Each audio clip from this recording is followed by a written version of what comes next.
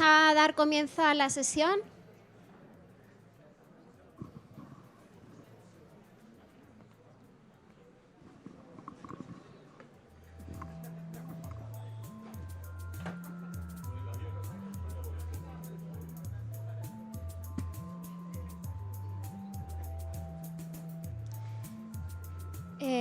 Bueno, vamos a dar comienzo a la sesión Impacto total en la sociedad, el rol de la empresa en una economía inclusiva.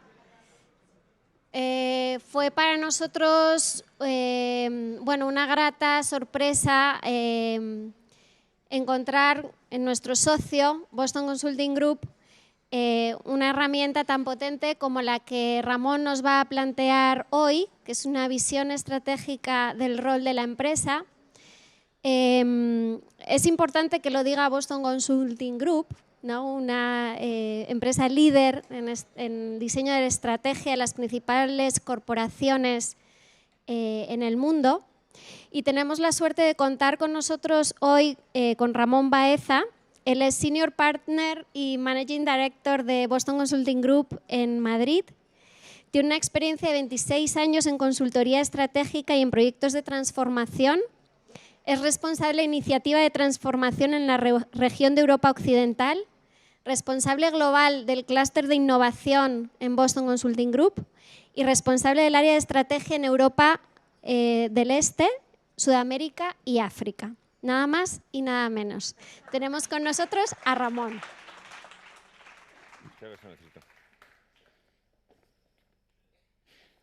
Bueno, buenos días a todos.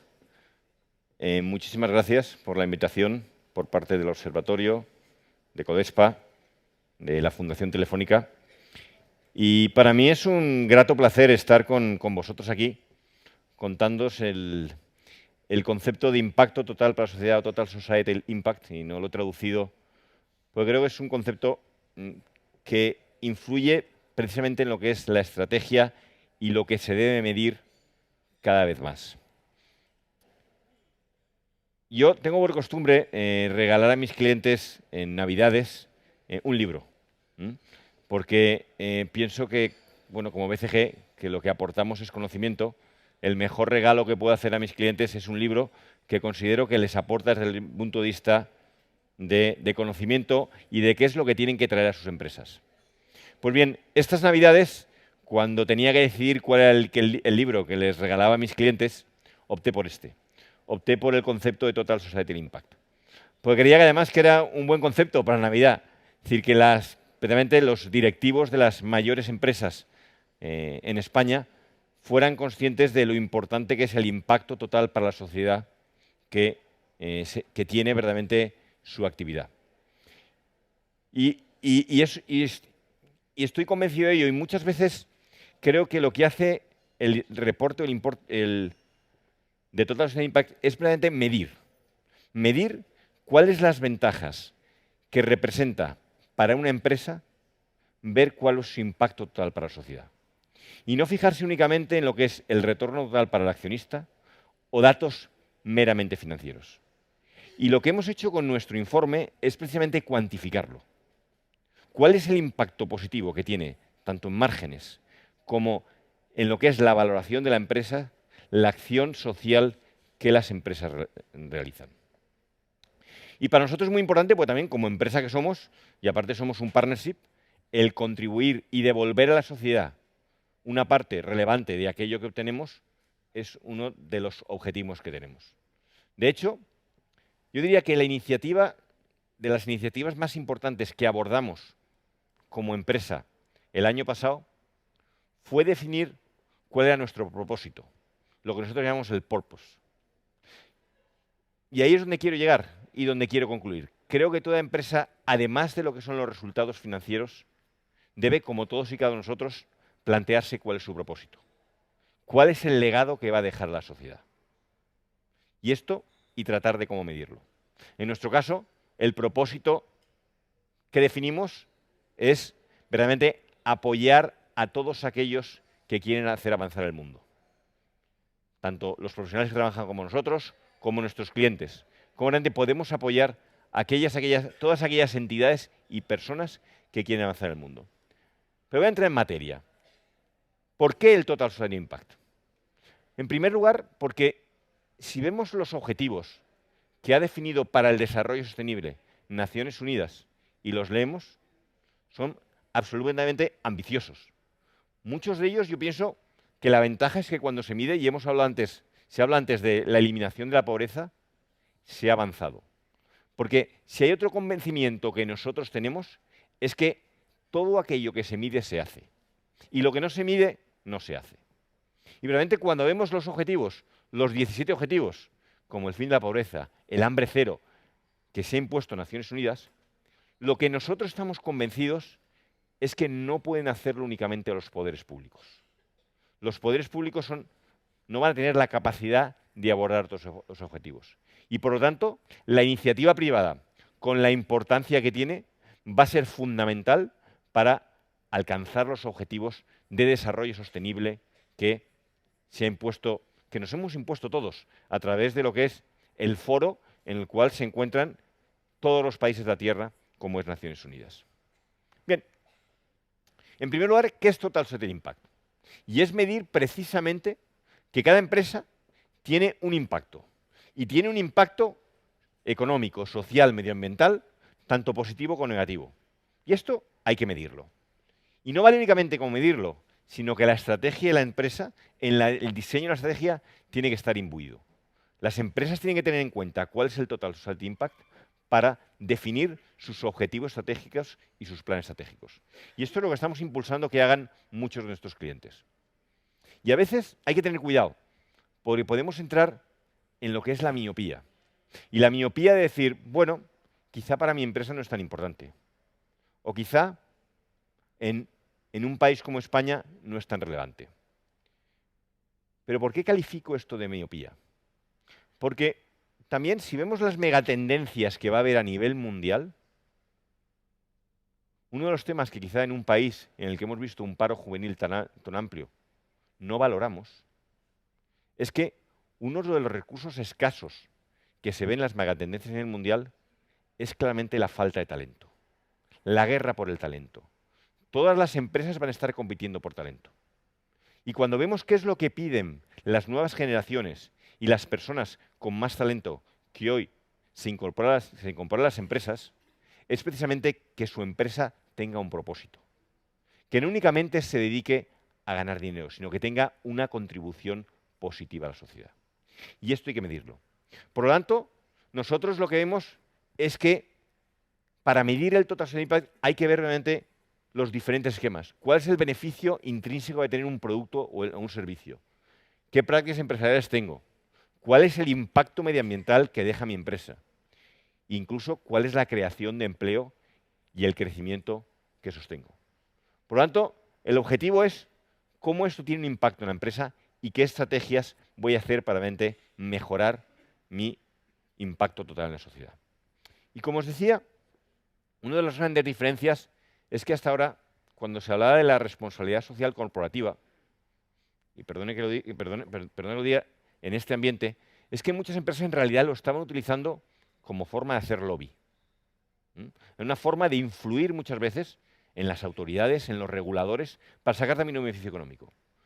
Lo que nosotros vemos es que esto es lo que tiene que cambiar. Precisamente de una responsabilidad social corporativa que estaba definida a hacer el bien, pero en paralelo, poniendo como unidad lo que es el valor para el accionista y lo que es la longevidad empresarial, al Total Society Impact, que realmente es integrar todo el impacto social que provoca una empresa en lo que es el valor para el accionista, la longevidad de la empresa y todo el impacto social. Y si me dicen ustedes, ¿y por qué hay que hacer esto? En primer lugar, porque vemos que los principales stakeholders lo están exigiendo. He hablado antes de lo que son los empleados, el talento que se incorpora a las empresas. Pero también vemos que los grandes fondos de inversión, vemos cómo las declaraciones que ha hecho Larry Fink, nada más que el presidente de BlackRock. Y si vemos mismo BlackRock, no sé si lo habéis leído, cómo ha exigido a Apple, una de las corporaciones líderes a nivel mundial, que tienen que dedicar mucho más a su responsabilidad social. Y les han empujado a que lo hagan. Y como también Unilever le ha dicho nada menos que a Facebook que si va a seguir usando verdaderamente Facebook como plataforma de promoción, tienen que preocuparse mucho más de que no haya fake news y que realmente no haya tantos problemas y que no causen un impacto negativo en lo que pueden ser los jóvenes y los adolescentes. Con lo cual vemos realmente un impulso muy grande de los grandes stakeholders a que el impacto total para la sociedad sea un hecho relevante en las empresas. Bien, pero como decía, para nosotros lo más importante ¿es verdad lo que estoy diciendo o es una milonga? Obviamente es algo que me he inventado para traer aquí. Y creo que lo que aporta fundamentalmente el informe de Total Social Impact es medirlo. Y como ustedes saben, valorar una empresa es una labor verdaderamente ardua y difícil, porque hay un montón de variables que influyen en la valoración de una empresa.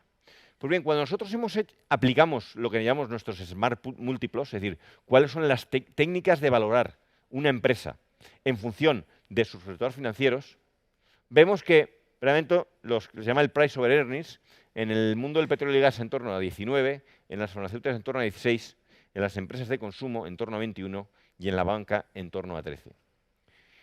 Pero si vemos de todos estos efectos y nuestro modelo qué grado de precisión tiene, lo vemos que está bastante bien y lo llamamos SMART, pero vemos que en los distintos sectores también en petróleo y gas somos capaces de acertarlo alrededor de un 82%, en las farmacéuticas un 88%, en consumo un 87% y en banca un 85%, que son datos muy razonables. ¿Qué ocurre si además de los datos financieros ponemos a la hora de valorar las empresas cuál es el impacto que tienen las medidas relacionadas con el medio ambiente, el gobierno de la empresa, el governance, la inclusión y también los temas sociales? Pues bien, nos encontramos que verdaderamente somos capaces de mejorar lo que es la agudeza a la hora de valorar una empresa en un 19% en el caso de las compañías de petróleo y gas, en un 12% en las farmacéuticas, en un 11% en el consumo y en un 3% en las empresas de banca. Y cuando vemos cuáles son esos factores, pues las empresas de petróleo y gas, claramente, pues que tengan políticas anticorrupción, que sean cuidadosos con el medio ambiente, que provoquen pocos problemas. Y lo que hemos visto es que además de ello, realmente las empresas que tienen el Total Society Impact dentro de sus estándares cometen muchos menos errores de ese tipo, que afectan muy negativamente a su reputación. En el caso de las farmacéuticas, vemos que aquellas empresas que tienen más valoración son aquellas que realmente son más cuidadosas a la hora de hacer los tests con animales. También aquellas que realmente el impacto que hacen cuando hacen los ensayos en humanos también son mucho más respetuosas y tienen mucho más cuidado. Y que incluso amplían el acceso a los medicamentos a muchas más personas mediante políticas inclusivas también de ese tipo. Lo mismo en las empresas de consumo, lo que es comprar con conciencia social. No sé si habéis oído alguna vez al consejero delegado de Danone, realmente el impacto o la importancia que le da a cuál es la cadena de suministro de sus productos. Y de nuevo, en lo que es la banca, como estamos viendo, lo que es la parte de microcréditos, la parte de dar acceso a más población y ampliar la capacidad de bancarización de lo que son las personas. Y aquí destacaría también toda la campaña que está haciendo, por ejemplo, Visa en la India para conseguir mucho más lo que es la inclusión y que muchos más comercios puedan tener acceso a lo que es el crédito y a una mayor base de clientes. Porque esto se valora también desde un punto de vista de márgenes. Cuando hemos hecho análisis también a nivel de márgenes, vemos que las empresas de consumo, por ejemplo, son capaces, aquellas que miden el Total Social Impact y que lo incluyen en sus objetivos, de conseguir márgenes en torno a un 5%, 4,8% superiores. En el caso de las farmacéuticas, en torno a un 11% de un mayor EBITDA.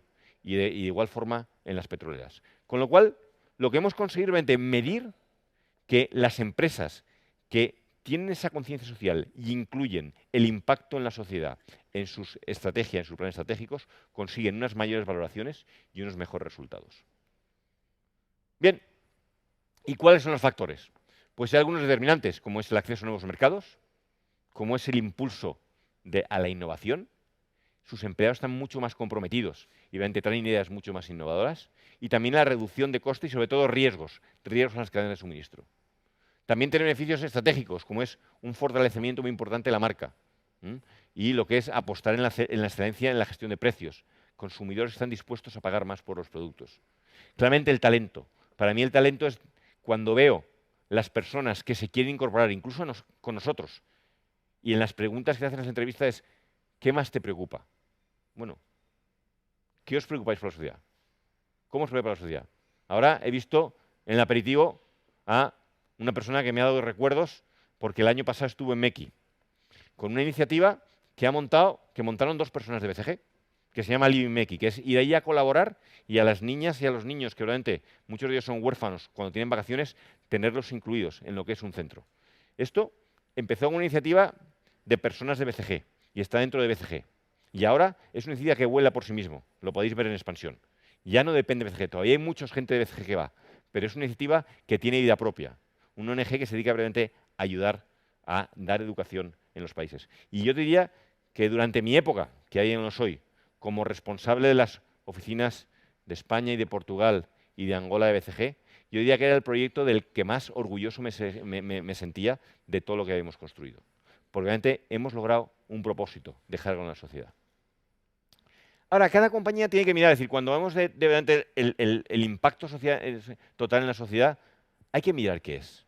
Y aquí lo que he hecho es, en la encuesta que hicimos también, destacar, como sabéis, según el tamaño de las palabras, qué es lo que las empresas consideran en qué les beneficia su impacto en la sociedad y cómo lo ven. Realmente el compromiso de los empleados, un posicionamiento de marca, la RSC, la resiliencia en la cadena de suministro, la ciudadanía o la filantropía empresarial. Por lo tanto, cada empresa tiene su propia forma de interpretarlo y es lo que es fundamental, que realmente lo hagamos. Bien, ¿qué mensajes me gustaría que daran? En primer lugar, ¿qué es lo que los mayores responsables de las empresas pueden hacer para fomentar el impacto de la sociedad?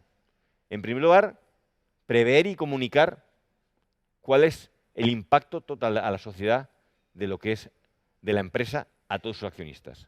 Es decir, lo que vemos es que las empresas que verdaderamente lo están empujando, como puede ser el caso de Danone, como puede ser el caso de Total, como puede ser el caso de Merck, lo que estamos viendo es que lo ponen en sus informes. En sus informes a los accionistas ponen cuál es el impacto de la sociedad.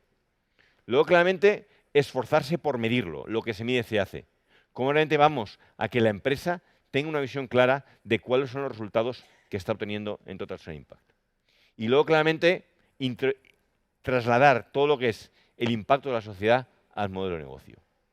Por lo tanto, debe considerarse como algo que aporta valor a los accionistas y realmente se mide y se hace. Y está dentro de la agenda del equipo directivo. Por lo tanto, a mí, como conclusión, lo que quiere decir cuál es el impacto de toda la sociedad es que exige pensar de forma diferente. No es simplemente una estrategia, no es simplemente algo que está relacionado con la responsabilidad social colectiva. Lo que yo le digo a mis clientes es que el impacto a la sociedad es mirar la empresa con una lente diferente. Es una forma distinta de mirar la empresa, mirar la estrategia, mirar las cadenas de suministro, mirar cómo trato a mis empleados, mirar la inclusión que hago, mirar la diversidad. Es una lente distinta de mirar la actividad empresarial. Y yo no me enrollo mucho más. Si alguno quiere hacer alguna pregunta, encantado.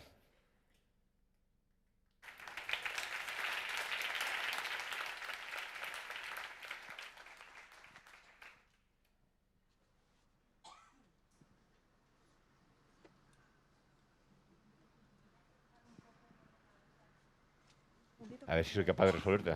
Bueno, me voy a presentar primero. Soy Regina Pala, de Cofides.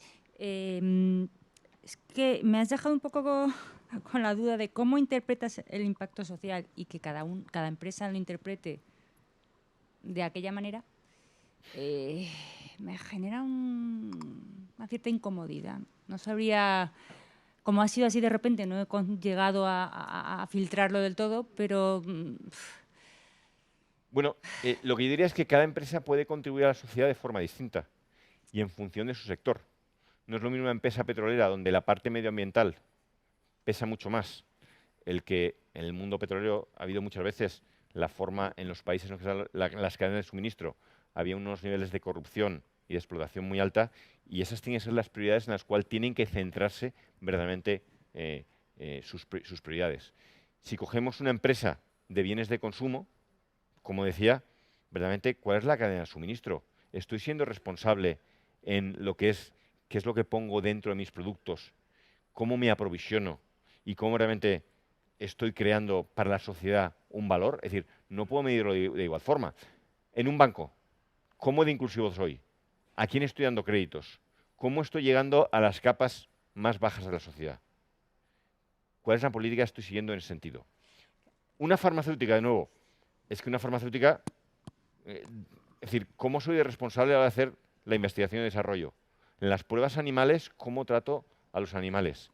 Verdaderamente, en las pruebas luego como personas, verdaderamente lo que estoy pretendiendo es únicamente que mi medicamento sea aprobado lo antes posible, o estoy haciéndolo verdaderamente con un grado de racionalidad y de pensamiento de cuál es lo que aporto más importante. Sí.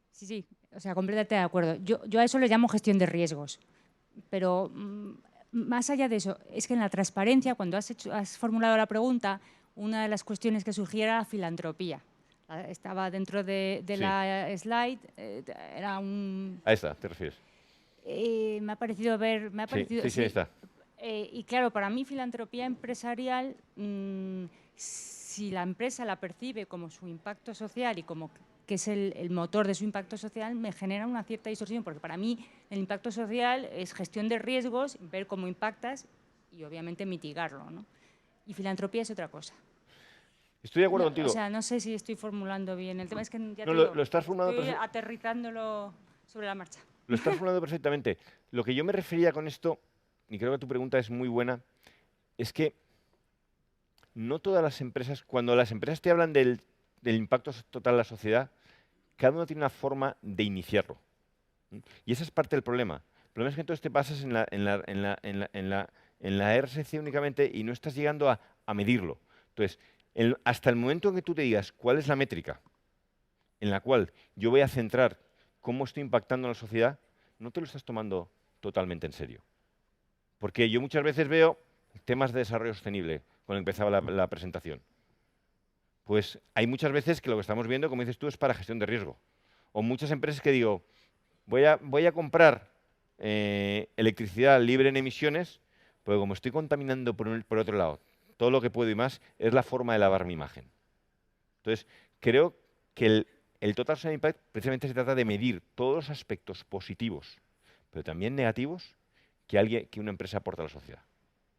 Y a partir de ahí, cómo mejorarlos y cómo hacer un plan dentro de la estrategia que diga mi impacto total a la sociedad, si lo mido con seriedad, va a evolucionar de esta forma.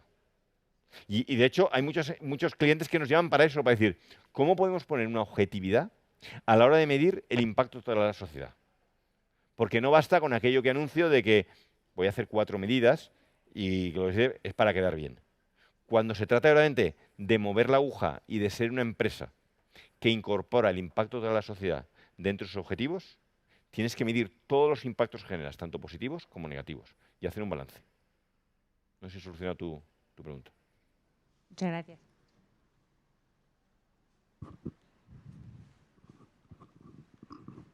Hola, soy Pilar Martínez de la Universidad Complutense. Estábamos comentando antes en el café que para mí cada día, además me cuesta mucho más explicar a los alumnos las diferentes nomenclaturas. Ahora estamos hablando del impacto. El impacto, me imagino, que viene de la nueva estrategia de la Unión Europea, o sea, que viene enfocado al cambio que hizo del Libro Verde a la nueva estrategia europea. Y claro, por un lado estás hablando de que no, la RSC ya para un lado. Yo creo que es una noción a debate, o sea, tenemos que intentar ubicar qué metemos dentro de y cómo lo llamamos. Las empresas se vuelven locas. Antes le comentaba a una compañera que, por ejemplo, lo de negocios inclusivos tiene un carácter así un poco como no comunica bien. Yo, por ejemplo, no lo denominaría negocios inclusivos, yo lo metería dentro de diversidad. Porque dentro de diversidad luego haces subgrupos, pero no lo connotas tanto como algo que está fuera de y que yo soy muy bueno, soy un filántropo y lo voy a rescatar. creo que no es una cuestión de rescatar a población que es vulnerable, es una cuestión de incorporarla en la sociedad, no la rescato. La incorporo porque tiene muchos valores. Entonces, lo que sí me gustaría es que, como ahora ya vamos a pasar a la parte práctica, que en la parte de la teoría hubiera algo en el que solo se cerrara un nombre. Llamémosle responsabilidad, llamémosle sostenibilidad, que para mí es la palabra más adecuada porque hablamos de largo plazo, de acciones a largo plazo. Pero yo creo que incluso las pymes, en los estudios que yo hago, se vuelven locas con los nombres. Bueno, te agradezco mucho la pregunta. Sabía que venía por el debate que ha habido en la sesión anterior, pero precisamente creo que es muy relevante el medirlo. Porque una cosa es lo que se haga en una empresa, pero si tú no mides realmente cuál es el impacto, y si eres profesor de la Complutense, no sé de qué especialidad, responsabilidad social, pero yo diría que uno de los temas también, y aparecía también, no quiero hablar mucho de la nomenclatura en la presentación, que ha habido a las empresas es cuál es la manera de medir el valor que crea una empresa. Cuando es el valor económico, pues en principio ha habido gente que hablaba del beneficio. Luego se pasó a hablar de los dividendos, que es lo que la empresa se llevaba. Luego había empresas que no repartían dividendos, con lo cual era la valoración bursátil. Y ahora se habla de la RTA, la rentabilidad total para el accionista. Las distintas medidas lo que tratan es de ir mejorando cuál es realmente la rentabilidad que alguien obtiene por haber invertido en una empresa. Al final el RTA lo que te mide es la suma del dividendo que recibe el accionista más el cambio en la valoración. Pues con esto ocurre lo mismo. Al final había un montón de medidas, pero nadie estaba midiendo realmente cuál era el impacto total en la sociedad que creaban las empresas. Yo sé que para una pyme puede ser complicada. Tú me hablas de la Unión Europea. Esto es algo que estamos haciendo a nivel mundial. Si queréis, parte más de Estados Unidos, que es donde más las empresas, si veis, el concepto de la responsabilidad social y de que hay que devolver a la sociedad una parte de lo que generan, lo tienen mucho más imbuido.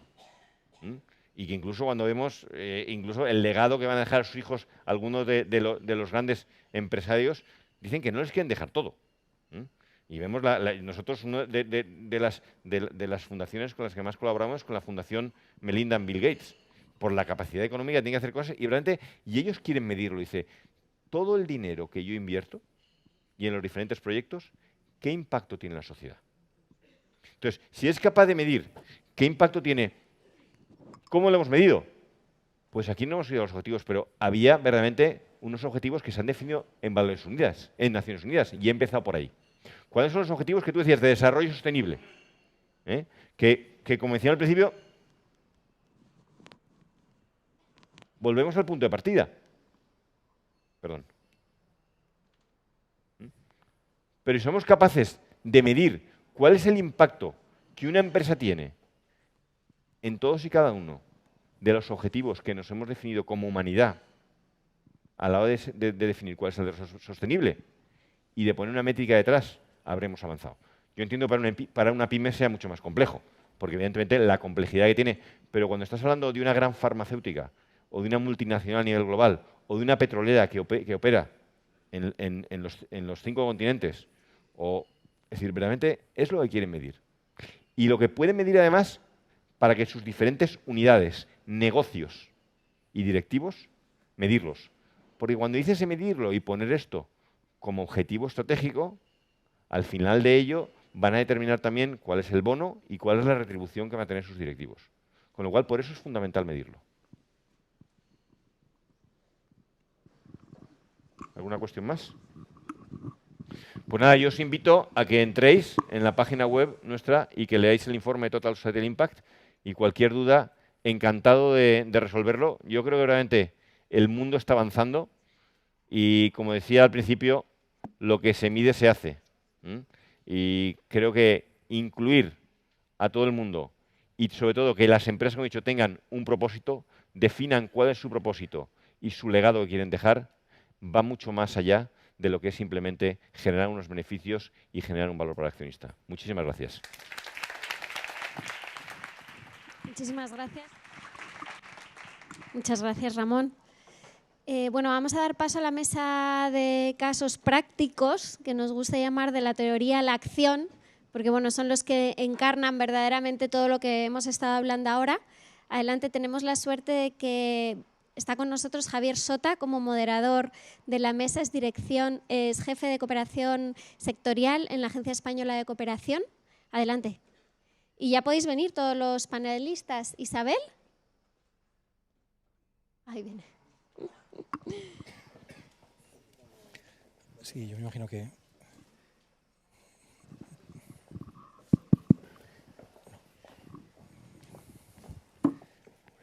Bueno, muy buenos días.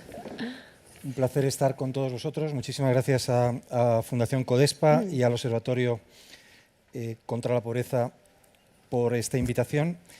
Y directamente vamos a empezar. Digamos, un poco la primera parte. Como veis, tenemos muy buenos invitados en esta mesa y lo más importante es conocer sus experiencias. Entonces, una primera parte la vamos a dedicar a que brevemente, en 3 minutos, presenten cada uno de ellos aquellas áreas en las que están trabajando. Entonces, lo que les hemos pedido es que, sabéis que existe una cosa que se llama el elevator pitch, que es, digamos, esa oportunidad, esos 3 minutos de gloria que podemos tener si de pronto en el ascensor del espacio Telefónica nos encontramos con Bill Gates, que tiene mucho dinero, y queremos tener la oportunidad de que apoye la causa que estamos poniendo en marcha. Entonces, lo que les vamos a pedir a cada uno de ellos es que vayan presentando las diferentes entidades que están promoviendo y que nos cuenten muy brevemente, digamos, a qué se dedican, cuáles son los objetivos de inclusión que tiene, el alcance y los principales logros y cifras que tienen estas diferentes actividades. Entonces, bueno, siguiendo un poco el orden que tengo aquí establecido por los organizadores, le voy a pasar en primer lugar la palabra a Amando Nieto, que es el presidente de Divina Pastora Seguros. Estoy aquí. Muy bien. Bueno, muchas gracias por la asistencia. Bueno, Divina Pastora es una entidad aseguradora y, por lo tanto, cae bajo el paraguas de la supervisión del Ministerio de Economía y Hacienda, como cualquier otra entidad aseguradora, y dentro de lo que es la Dirección General de Seguros. Pero es una entidad aseguradora que tiene una forma jurídica de mutualidad de previsión social y, por lo tanto, también está dentro del paraguas de lo que son las entidades de economía social, al igual que las fundaciones, cooperativas o cajas de ahorro u otro tipo de entidades. Esto quiere decir que es una entidad que no es una entidad capitalista, es una entidad social, de capital humano. Es decir, no tenemos accionistas, no tenemos la necesidad ni la obligación de repartir ningún tipo de dividendo, porque el dividendo como forma jurídica no existe en este tipo de entidades. Y todos los asegurados, todas las personas a las que prestamos los servicios, son partícipes por igual. Es una entidad en la que en las asambleas lo que son los asegurados son mutualistas y tienen la capacidad de votar y elegir a sus representantes y a los órganos de gobierno de la entidad. Es una entidad que nació hace 61 años ya y que nació, creo que comento en estos 2 minutos que me quedan de gloria, como han comentado, el origen. Es una entidad que nació como entidad inclusiva de las empleadas domésticas. En los años 50 y 60, las mujeres que trabajaban en casas ajenas no tenían el más mínimo amparo social de ninguna clase y esta entidad nació para crear un concepto mutual y a través de esa figura tuvieran ese tipo de cobertura. Esto inmediatamente se extendió a las amas de casa y creo que hay que decir que es la primera experiencia que existe en España, si no en Europa, donde el ama de casa se reconoce también como trabajadora. Por eso las amas de casa también entraban dentro de lo que es el concepto de personas que debían o podían participar en la mutualidad. Y luego, posteriormente, pues, se fue ampliando el espectro a otro tipo de profesiones que tampoco tenían el amparo debido, así como otras como profesiones pues mucho más rimbombantes, como arquitectos, abogados, etcétera. Quiero decir que es una entidad que se creó para las mujeres y por las mujeres. Hoy en día es una entidad evidentemente abierta también a los hombres, pero sí que es cierto que ese paradigma se ha mantenido hasta el día de hoy. Es una entidad que tiene mayoritariamente dentro de lo que es la compañía mujeres trabajadoras, no solo como teleoperadoras, como muchas veces estamos acostumbrados a encontrar compañías que tratan de maquillar este tema, es decir, también tenemos un 60% de mujeres en el trabajo, sí, pero ocupando puestos de menor categoría técnica profesional. No es el caso de Divina Pastora. En nuestro caso, el 85% que integran la plantilla de la compañía ocupan todos los puestos directivos, incluido el comité de dirección, donde son 3-1. Yo soy el 1. Entonces yo tengo que hacer un poco de fuerza para salvarnos un poco, ¿no?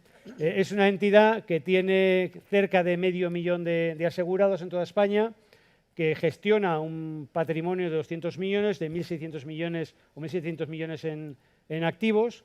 Quiero decir con esto que es una entidad financieramente muy solvente, muy potente, y que es cierto que una política inclusiva puede derivar en un negocio extraordinariamente rentable, porque además es una entidad que jamás ha presentado pérdidas. Nunca hemos conocido el concepto de pérdida en un balance. Siempre hemos dado beneficio y además nos sentimos orgullosos de tener productos, ya lo comentaremos después, que van enfocados precisamente a lo que es la inclusión de personas que no son objetivo de las grandes entidades aseguradoras. Yo creo que con esto... Muy bien, pues muchas gracias, Armando.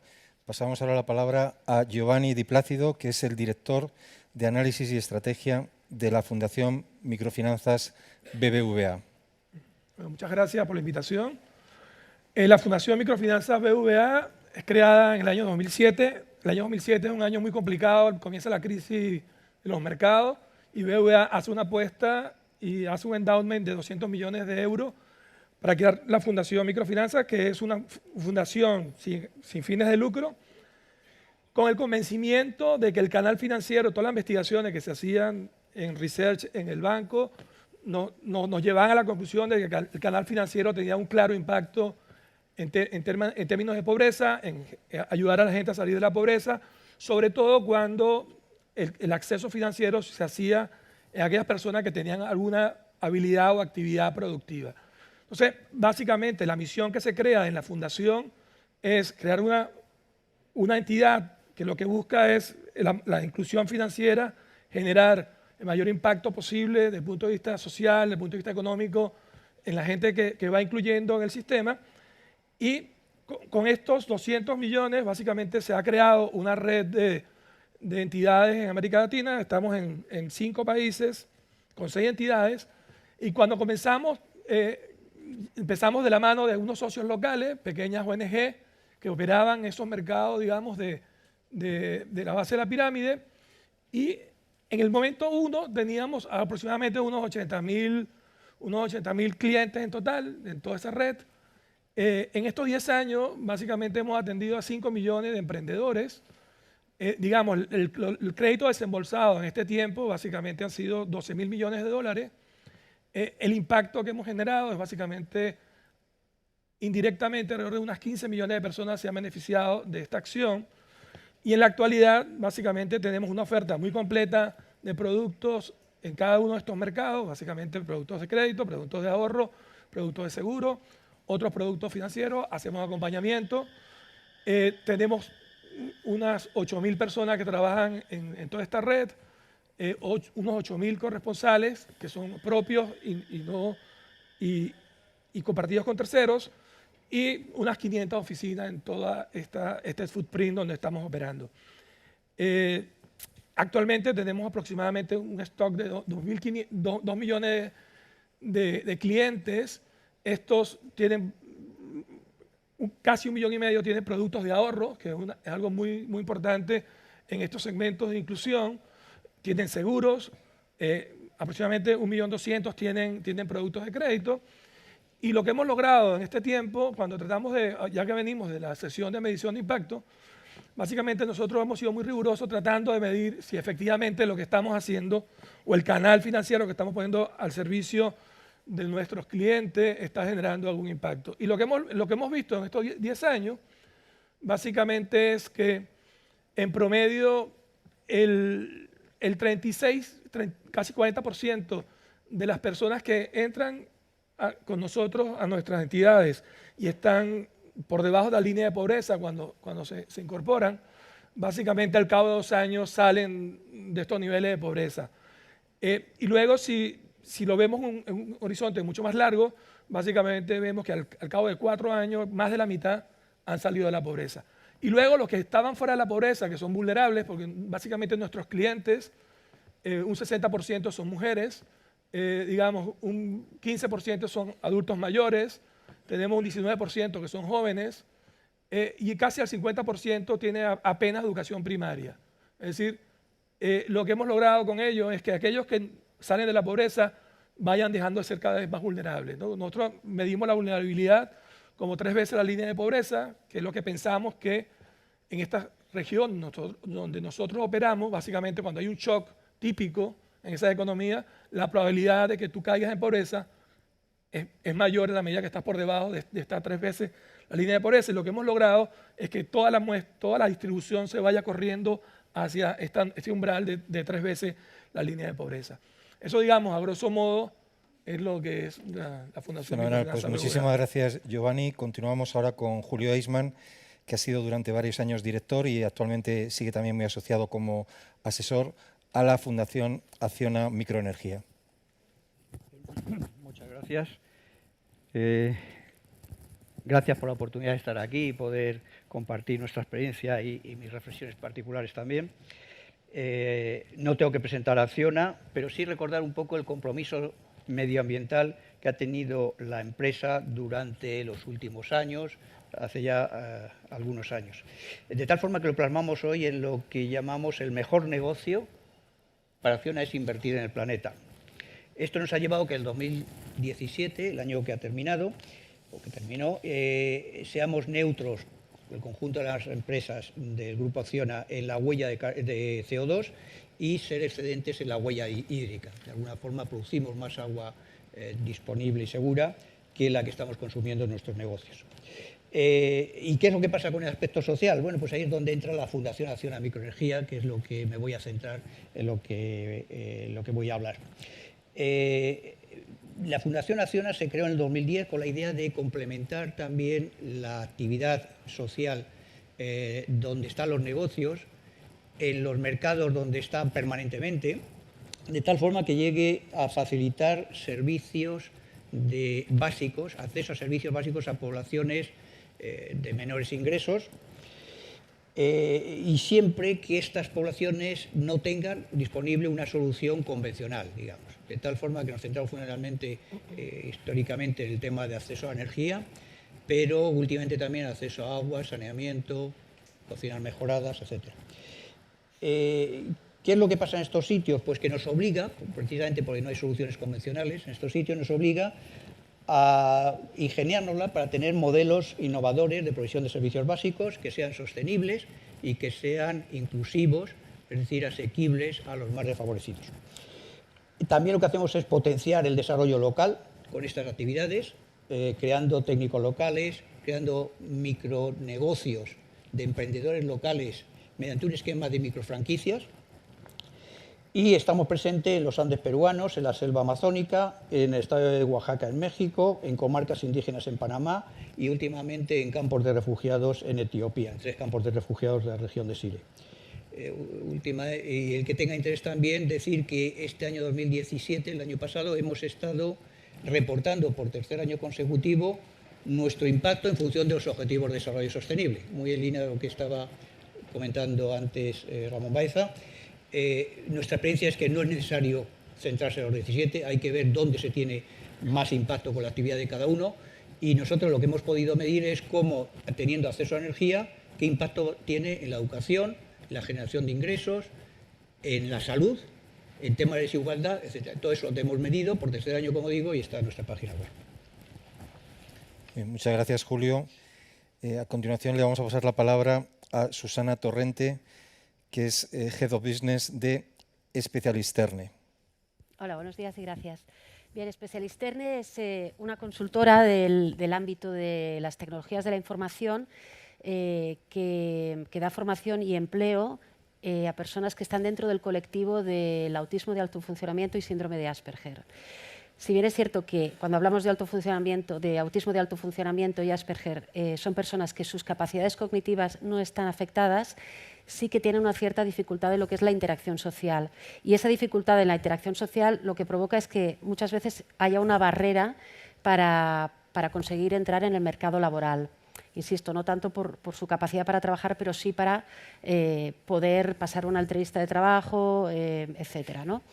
Entonces, lo que hacemos es dar formación y luego ayuda. ¿Por qué? Porque estas personas tienen unas capacidades muy específicas y unas habilidades, debido en parte a su diagnóstico, que hacen que sean muy perseverantes, que sean muy apasionados por los detalles, que detecten muy bien patrones de errores y para determinadas tareas son muy buenos en lo que hacen. De ahí que el nombre de especialisterne, que en danés significa los especialistas, pues hace que, como decía, para determinadas tareas hagan muy bien su trabajo, ¿no? Entonces, en todas las empresas hay necesidades y cada vez más, ¿no?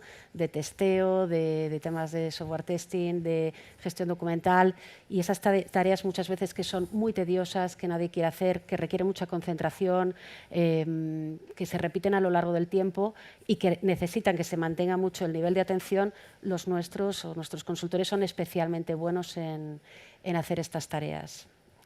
Básicamente es esto lo que hacemos. Muy bien, pues muchísimas gracias, Susana, y felicidades también, porque bueno, yo creo que siempre es muy bonito ver como gente que nos parece diferente y que a veces nos puede parecer que tienen menos capacidades, ponerlo en positivo creo que es un muy buen mensaje para todos nosotros. Y por último, vamos a pasar la palabra a Isabel Vera, que es la jefa de Responsabilidad Social Corporativa de Ilunion, que digamos que es una entidad también que es referente en todo lo que tiene que ver con el empleo de personas con discapacidad. Bueno, pues muchas gracias. ¿Se me oye? Sí. Muchas gracias por la invitación, por pensar en Ilunion para este evento tan interesante. La verdad que me ha encantado, estado desde el principio, y le doy la enhorabuena a los autores del estudio y bueno, de la organización del evento, ¿no? Bueno, pues Ilunion, como me imagino que casi todos ustedes sabrán, es el grupo de empresas de la ONCE y su fundación. Ahora se ha cambiado el nombre de toda la organización y nos denominamos Grupo Social ONCE. Ilunion es el grupo de empresas, ¿no? Bueno, pues Ilunion es un proyecto diferente, ¿no? Solemos referirnos a él como que a mí también creo que tiene mucha relación con la jornada de hoy, ¿no? Somos diferentes porque tenemos un modelo de negocio diferente, ¿no? Y creo que esa pieza es fundamental, ¿no? Para poder conseguir un negocio inclusivo. ¿Qué modelo de negocio vas a desarrollar cuando quieres cumplir tu objetivo social? Pero bueno, eso lo dejamos para después. En cuanto a cifras más relevantes, bueno, pues Ilunion tiene una actividad que se articula en torno a 5 líneas de negocios. Son servicios, sociosanitario, turismo, comercialización y consultoría, ¿vale? Y desarrolla más de 50 líneas de negocio. Por daros algún dato que os ayude a medir la dimensión del grupo, que me parece a veces que es un poco desconocido, podemos hablar que tenemos 26 hoteles, tenemos 42 plantas industriales, de lavandería industrial, perdón, tenemos entre 10 y 11 residencias de mayores y centros de día, atendemos en la actividad de contact center más de 50.000 contactos al año, casi 15.000 en lo que son los servicios de emergencias, y bueno, pues plantas de reciclaje con un volumen de reciclaje en la parte de residuos eléctricos y electrónicos de más de 7.500 toneladas al año, en fin, pues una dimensión importante, ¿no? El volumen de facturación estuvo el año pasado en casi 850 millones de euros con 54 millones de EBITDA. Y bueno, pues un volumen de inversión de 50 millones de euros, 34.679 empleados, el 40,6% de ellos personas con discapacidad.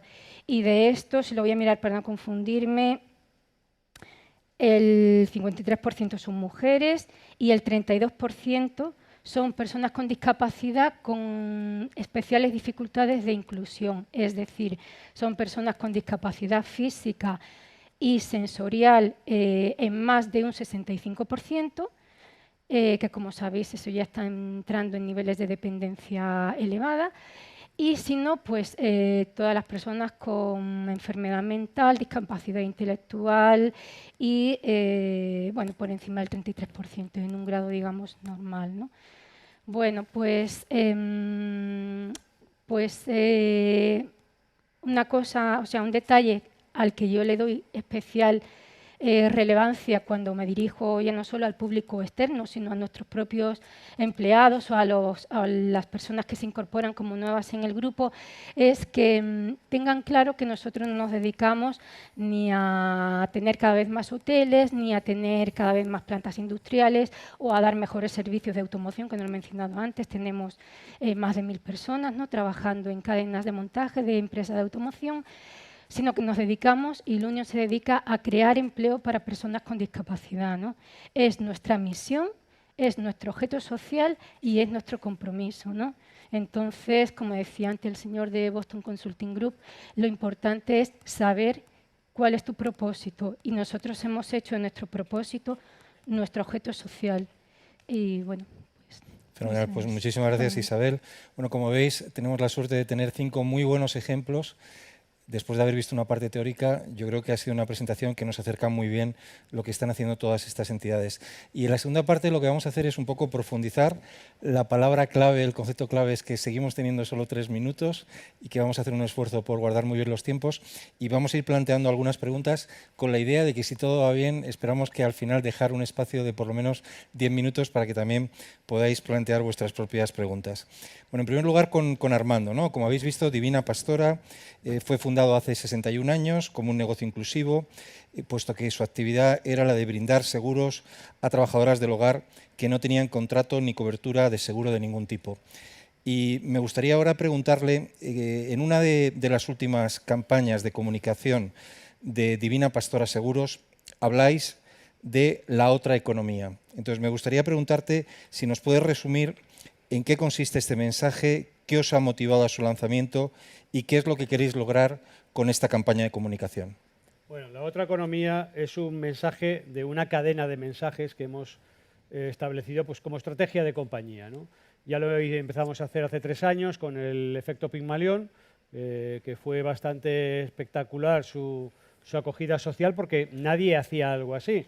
Es un anuncio de televisión donde lo único que no sale es la compañía que lo hace. Pero al final se trataba de lanzar un mensaje, ¿no? O sea, al final las compañías, cuando se publicitan, directo o indirectamente, lo que tratan es de convencer a la gente de cómo queremos que nos vean, ¿no? Y esta era un poco la misión, ¿no? Ahora estamos en la parte de la otra economía, que se basa en trasladar el mensaje de cooperación entre personas, de tratar de ser generosos con los demás y de ayudar a la persona que lo necesita. Bueno, hay evidentemente un anuncio televisivo, pero además hay una serie de acciones paralelas, como son la búsqueda de voluntarios a distintas entidades relevantes de la economía social y cooperativa de España, ¿no? Una de ellas es, por ejemplo, Codespa. Entonces, nosotros lo que tratamos de hacer es básicamente poner nuestro granito de arena y tratar de concienciar a la población de que no toda la relación humana tiene que basarse exclusivamente en el dinero, que es la pieza fundamental de la economía por antonomasia, ¿no? Hay otra economía, que es la economía de los sentimientos, de las caricias, de los gestos de generosidad, que quiere decir que cuanto tú más das y más inviertes en esto, también vas a acabar recibiendo más, ¿no? Y ese es un poco el mensaje que tratamos de lanzar. Como ven, no es un tema que tenga nada que ver con el seguro. Simplemente lo que queremos es generar ahí una semilla de extraña dentro para que nos pique un poco el tema. Y bueno, y si eso es lo que ha motivado, que al final pues, se acuerde alguien de nosotros, pues está bien. Y si no, también está bien. Por lo tanto, aquí ganamos seguro todos, ¿no? Es un poco esto. Sobre todo lo que nosotros pensamos es que la economía social, y es donde nosotros estamos, no puede basarse en el principio del, lo que hemos dicho algunas veces aquí, ¿no? El win to win. O sea, yo gano si tú ganas yo gano. O sea, a veces es yo te doy y espero, ¿de acuerdo? O sea, muchas veces tenemos que pensar también de esta otra manera. Muy bien, pues muchísimas gracias, Armando, y además señalar que Divina Pastora es una de las entidades que promueve el Observatorio Empresarial contra la Pobreza, y bueno, yo creo que todos nosotros, sobre todo los que no tenemos mucho dinero, yo creo que estaremos muy de acuerdo con este mensaje que esta campaña de comunicación quiere promover. Bueno, ahora con Giovanni, como habéis visto, digamos, las microfinanzas cuando a cada uno de nosotros nos dicen, bueno, vamos a ver, eso de negocios inclusivos, ¿qué quiere decir? Ponme ejemplos. Pues yo creo que a todos uno de los temas que primero nos viene a la cabeza es el de microfinanzas, porque bueno, desde hace un buen número de años es un tema que ha estado muy sobre la palestra, es un caso paradigmático y, digamos, además se ha convertido en una industria que actualmente atiende a más de 130 millones de personas de la base de la pirámide, es decir, que el impacto, la cobertura es verdaderamente muy significativo. Entonces, yo lo que le quisiera preguntar un poco a Giovanni, teniendo en cuenta, digamos, las características que nos ha comentado, las cifras tan impresionantes que nos ha comentado en su primera intervención, yo le quería preguntar un poco cuáles son los pilares, cuáles son, digamos, los signos diferenciales, porque, bueno, cualquiera que tenga un poco de familiaridad con el tema de microfinanzas, digamos, lo primero que sorprende es que es muy variado el tipo de entidades que uno puede encontrar. Y sin duda estoy convencido de que para llegar a ofrecer productos y servicios de calidad a clientes de bajo poder adquisitivo se puede hacer de muy diferentes formas. Entonces me gustaría poner un poco el énfasis en cuál consideras, Giovanni, que puede ser el factor diferencial, el valor añadido que está dando la Fundación Microfinanzas BBVA frente a otro tipo de ejemplos en este área de los negocios inclusivos. Perfecto. Lo primero que hay que decir, ¿se escucha? Sí. Lo primero que tenemos que decir en este caso es que nuestra experiencia en estos 10 años lo que nos dice es que hay un falso dilema, digamos, entre rentabilidad e impacto. Si uno ve el punto de vista de inclusión financiera, uno lo que nota hoy, en el año 2017, hay 1.700 millones de personas fuera del sistema financiero. Si vamos a nuestro footprint, básicamente tenemos 41 millones de personas fuera del sistema financiero. Es decir, las propuestas que se han trabajado posiblemente han avanzado unas en una velocidad, otras en otra, no han sido suficientes. Y yo creo que la clave en la base de la pirámide es un poco, ya lo comentaba Fernando en su presentación anterior, es, digamos, la escala. O sea, en la medida que tú logras escalas que te permitan operar en mercados si pensamos en microcrédito, pensemos en un crédito de $500, ¿no?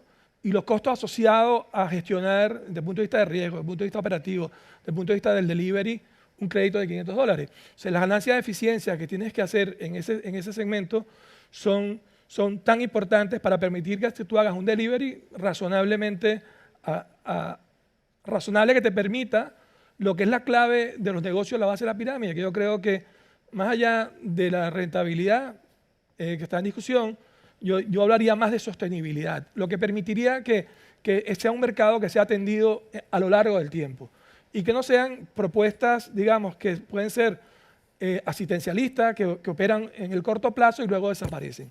En la medida que tú tienes una fuente segura de fondeo, si tú eres un pequeño emprendedor, a lo largo de tu ciclo vital, básicamente el beneficio que vas a obtener es mucho mayor. Y en la medida que las instituciones van creciendo y van teniendo mayor escala y todas estas nuevas tecnologías se colocan al servicio de estos segmentos vulnerables, básicamente lo que tú vas a lograr es que puedas generar un delivery mucho más eficiente, a menores costes y que permite un impacto mucho mayor.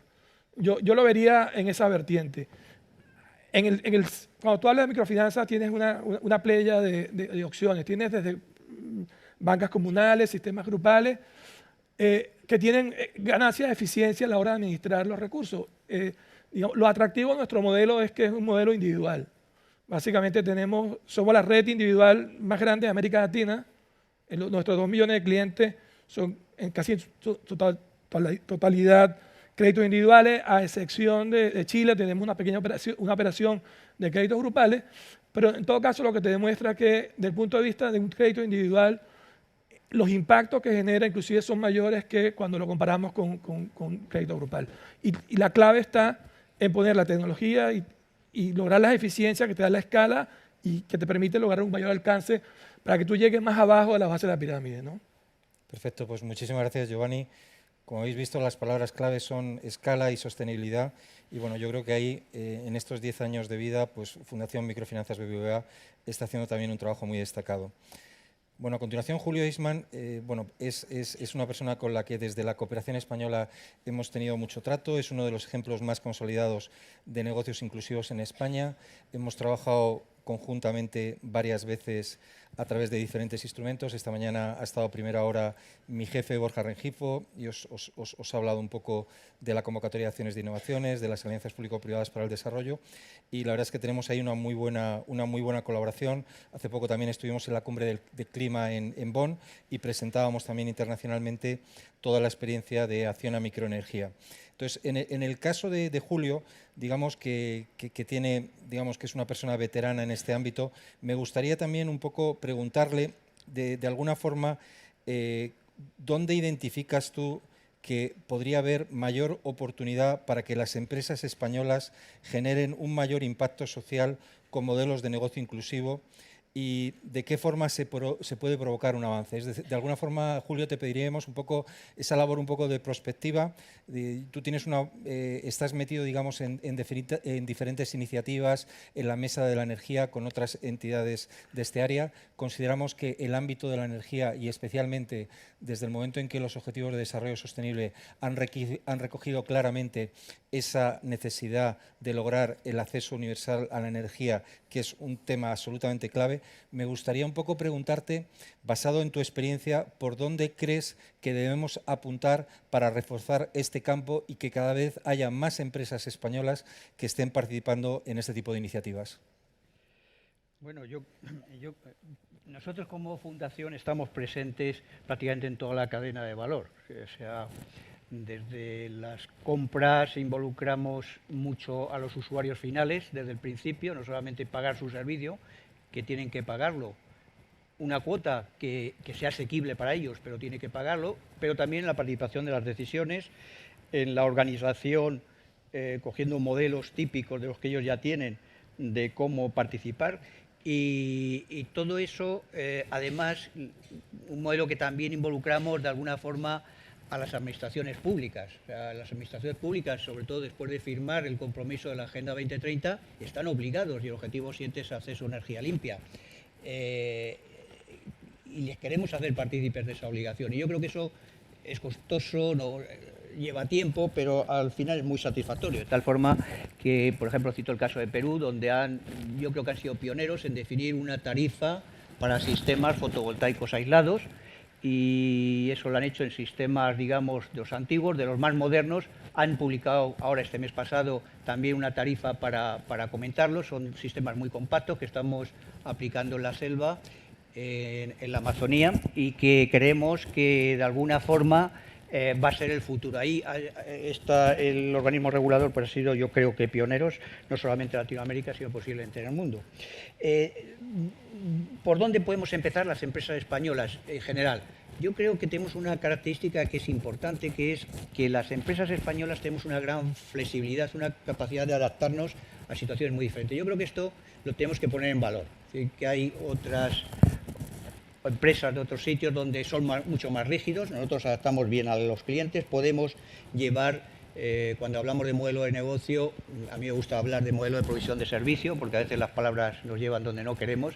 El objetivo fundamental no es el negocio en el sentido beneficio económico, sino es cubrir una necesidad, eso sí, con la capacidad de generar ingresos suficientes para cubrir los costes y tener un cierto remanente para el crecimiento vegetativo. Entonces, yo creo que en el tema de modelo de negocio hay muchos. Yo creo que las empresas deben de saber coger el suyo, siempre pensando en el tema de adaptabilidad. Pero yo quería plantear un tema un poco más polémico, que es un tema de fondo. Hablamos de que el sector privado es imprescindible para cumplir los objetivos de desarrollo sostenible. Yo creo que es así. La capacidad que tiene, en este caso, las empresas privadas para movilizar recursos es ingente. No solamente recursos económicos, recursos de adaptación de tecnología, de gestión, etcétera, etcétera. Pero, por contra, yo creo que estamos haciendo pocos esfuerzos en conseguir involucrar al sector empresarial. ¿Y por qué? Porque yo creo que nos tenemos que encontrar, tenemos que buscar una zona, un espacio común de colaboración donde haya la confluencia de los intereses fundamentalmente de tres actores clave. Está por un lado las necesidades, el usuario final, que tiene unas necesidades básicas que hay que cubrir. Su interés es que se cubran esas necesidades de la forma sostenible e inclusiva. Tenemos las administraciones públicas, que su interés también es, o debe ser, y sobre todo si ha firmado la Agenda 2030, tratar de satisfacer esas necesidades de sus administrados de forma lo más eficiente posible. Y después están las empresas dentro del sector, me estoy refiriendo, hay otros actores por supuesto muy relevantes, pero estoy refiriendo en este caso como sector privado a las empresas. Están las empresas que su objetivo es proveer bienes y servicios de forma eficaz, pero también teniendo una expectativa de beneficio. Y esto es, lo que hay que buscar es dónde existen ese tipo, donde confluyen estos tres intereses. Yo creo que sí hay sitios, pero nos falta entornos de pensar juntos y de, llámale plataformas o lo que sea, de identificar esos espacios y ponerlos en marcha y funcionar. Y yo creo que ahí no solamente hacer una referencia dentro de cada sector, es decir, cómo las empresas afrontan este tema, que no es ya desde la empresa exclusivamente, sino de un problema que tenemos, que yo lo cifraría en el tema de la desigualdad extrema que estamos sufriendo. Y que debe ser el motivador de cambio de enfoque, como ha sido el cambio climático para el tema medioambiental de las empresas, donde afortunadamente parece que ya se están encaminando con compromisos serios y acciones encaminadas a una transformación en gran parte de la forma de vivir que tenemos. Entonces, yo creo que eso tenemos no solamente esa reflexión de empresas o fundaciones empresariales, etcétera, sino también que sea transversal. Es decir, cómo hablamos, qué plataformas tenemos con administraciones, con universidades, con ONGs, para tratar de buscar esos entornos donde podemos encontrarnos y donde tenemos que hacer cambios radicales. Perfecto, Julio, pues muchísimas gracias. Efectivamente, ahí coincidimos de pleno. Señalar, por ejemplo, que en nuestro caso, como Agencia Española de Cooperación, uno de los proyectos en los que está participando Julio, Fundación Nacional Microenergía, y que habla precisamente de esa colaboración entre los diferentes sectores, es en un campo de refugiados en Etiopía. Es una experiencia que se llama SIRE y en la que se trata de llevar acceso a electricidad a campos de refugiados, donde colaboran empresas, donde colabora la universidad, donde colaboran organismos internacionales, ONGs, y que cuenta también con la colaboración de algunos donantes. O sea que totalmente de acuerdo con ese planteamiento. Susana, la verdad es que en este caso concreto me encuentro especialmente implicado. Me vais a permitir una pequeña referencia personal. Mi hija más pequeña es síndrome de Down, tiene 10 años, y me gusta mucho el planteamiento este de cómo una empresa ayuda a identificar, digamos, una capacidad especial en un colectivo que aparentemente, o que hasta ahora, digamos, lo que hemos visto fundamentalmente es como un problema y lo hemos visto en términos muy negativos. Entonces, me gustaría preguntarte, Susana, en la experiencia de vuestra consultora, de vuestra empresa, digamos, ¿cómo llegasteis a hacer esta identificación? ¿Hasta qué punto, un poco brevemente que nos comentes, si desde el principio visteis claramente que era una oportunidad, o me imagino que sería un camino también, lógicamente, que para llegarlo a convertir en una solución sostenible y que pudiera tener también ese componente empresarial, tendría su dificultad? Entonces, me gustaría un poco saber cómo fuisteis desarrollando vuestro modelo de negocio en torno a la identificación de esta oportunidad y un poco cómo ha sido vuestra experiencia. Bien, respecto a la primera pregunta, pues a veces las cosas surgen por una chispa, algo que te sorprende, y esta es la historia de Thorkildson, ¿no?, del fundador de Specialisterne, un danés que hace unos 15, 16 años, pues él tiene un hijo que a los 3 había estado diagnosticado de Asperger, y a los 7 pues su hijo se le presentó así de repente, había cogido un papel en blanco y había hecho un dibujo pues con la letra de un niño de 7 años que eran 150 cajas y dentro 500 letras y números. Entonces el padre cogió el papel y dijo, bueno, ¿esto qué representa, ¿no? Me encantaría poder haberlo representado de aquí, pero bueno, os lo cuento. Entonces el padre dijo, bueno, ¿este dibujo qué es, no? Y mirando, descubrió que el niño había estado jugando en el asiento de atrás del coche con los típicos mapas aquellos de carreteras, los que seáis muy jóvenes que vais con Google Maps ya no lo sabéis, pero antes en los coches había aquellos desplegables que te ibas a Berlín y te comprabas el E15, ¿no? Y te ibas... Entonces el niño había estado jugando y de memoria había reproducido todo el índice de mapas de carreteras de Europa. Entonces, claro, Thorkild tenía la idea, bueno, que evidentemente había tenido pues, cuando diagnosticaron a su hijo, de que su hijo tenía una discapacidad, ¿no? Cuando vio esto, pues dijo, bueno, mi hijo también tiene una habilidad que no es común, que seguramente muy poca gente tiene y que en el mundo de donde yo vengo, porque Torkilsson era en aquel momento director de TI de una empresa, dijo, esta capacidad que yo veo en mi hijo puede ser muy útil y se puede aplicar mucho al mundo de las tecnologías de la información. Y así es como surgió la idea de montar Specialisterne. La segunda pregunta era si desde el primer momento se vio que aquello podía tener un sentido. Pues bueno, no se lo he preguntado a Torkil, pero me imagino que no, que lo que él se planteó es que había un reto ahí. Había un reto y seguramente con muchas dificultades, pero había una oportunidad de poner en valor esas capacidades y de alguna manera transformarlas en algo que pudiera ser sostenible y rentable para las organizaciones. Y es así como surgió la idea, ¿no? Se empezó a montar Specialisterne en Dinamarca, a día de hoy está replicada en ya 20 países y eso quiere decir que hay un modelo que finalmente sí que tuvo sentido y funcionó.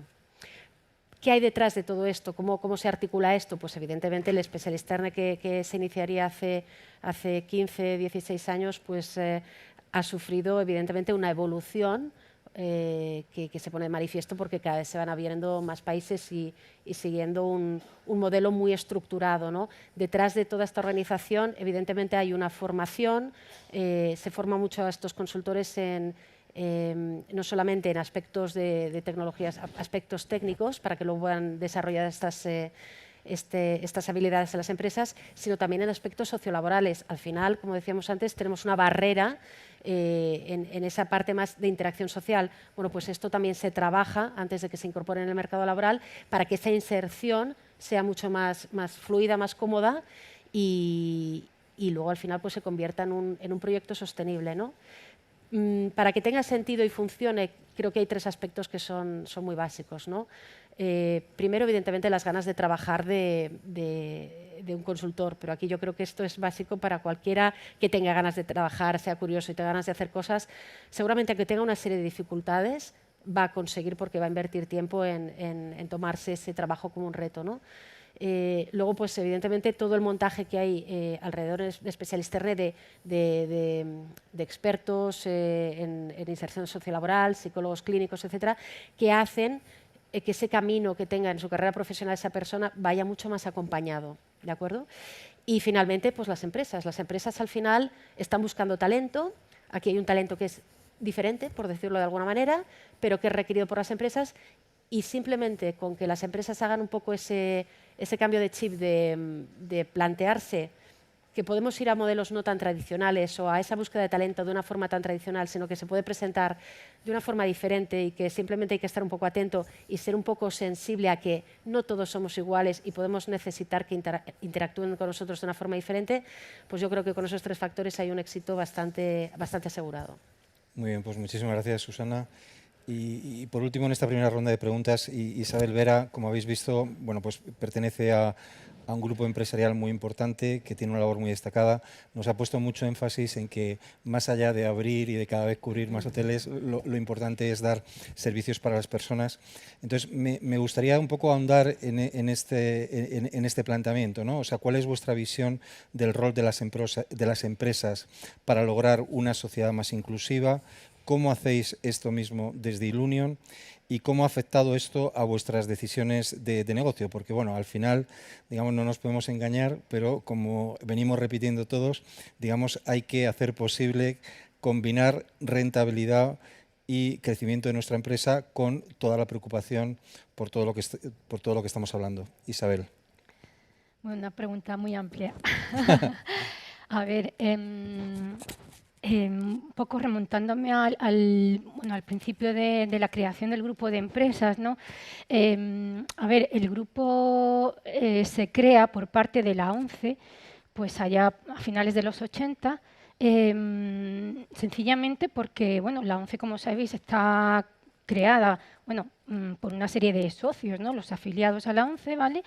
Que en aquella época, pues además de afiliados con deficiencia visual, pues también había personas con discapacidad, ¿no? Y entonces de ese colectivo, pues había la inquietud de que no solo querían vender el cupón, ¿no? Que bueno, pues que es un empleo digno, evidentemente, ¿no? Pero bueno, que querían tener una participación pues normal en la sociedad, ¿no? Y bueno, pues estamos convencidos dentro de la organización que la normalización pasa por el empleo, ¿no? Para que una persona empiece a tener una vida normal necesita un empleo, ¿no? Entonces, bueno, pues nada, la ONCE crea un grupo de empresas para crear empleo, porque nadie daba empleo en aquella época a personas con discapacidad, ¿no? Bueno, pues la clase empresarial no estaba concienciada, la sociedad civil, pues si te tocaba un poco más de cerca, porque en tu familia había alguien, pues estabas un poco más sensibilizado, pero bueno, pues también como que era una realidad todavía muy desconocida, ¿no? Entonces, bueno, primero se crea lo que entonces fue el Grupo Fundosa, ¿no? Luego la ONCE tenía algunas empresas más destinadas a generar beneficio económico, ¿no? Más que creación de empleo, un poco para complementar los ingresos de la propia organización de la ONCE. Y bueno, y así se empieza, ¿no? Entonces, me refiero a esto porque, bueno, pues a lo mejor en un primer momento, cuando se empieza a crear el modelo, ¿no? Se empiezan a poner las bases del modelo, pues sí que siempre hemos dicho que había rentabilidad económica y social, ¿no? Pero bueno, la verdad es que en un principio la rentabilidad económica, pues no era tanta, ¿no? Poníamos mucho más el énfasis en conseguir el objetivo que era crear empleo, ¿no? Pero bueno, pues poco a poco, ¿no? El modelo empresa, o sea, el grupo empresarial se iba profesionalizando y bueno, iba creciendo, ¿no? Y bueno, y al final, pues como ha pasado en tantas organizaciones, cuando llega la crisis, pues te das cuenta de que para que tu modelo se sostenga y no se venga abajo, tiene que ser rentable, ¿no? Entonces eso, pues para nosotros también ha sido un punto de inflexión, ¿no?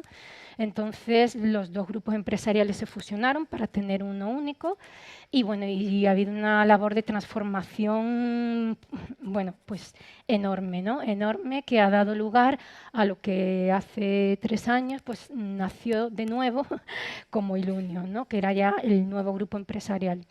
Entonces, bueno, por entrar un poco más en chicha, si queréis, de cuál es la estrategia de negocio de Ilunion, bueno, pues la de una empresa normal, básicamente. Tenemos 3 pilares, lo que es consecución de rentabilidad económica, crecimiento y mayor aportación de valor en nuestros productos y servicios, básicamente. Entonces,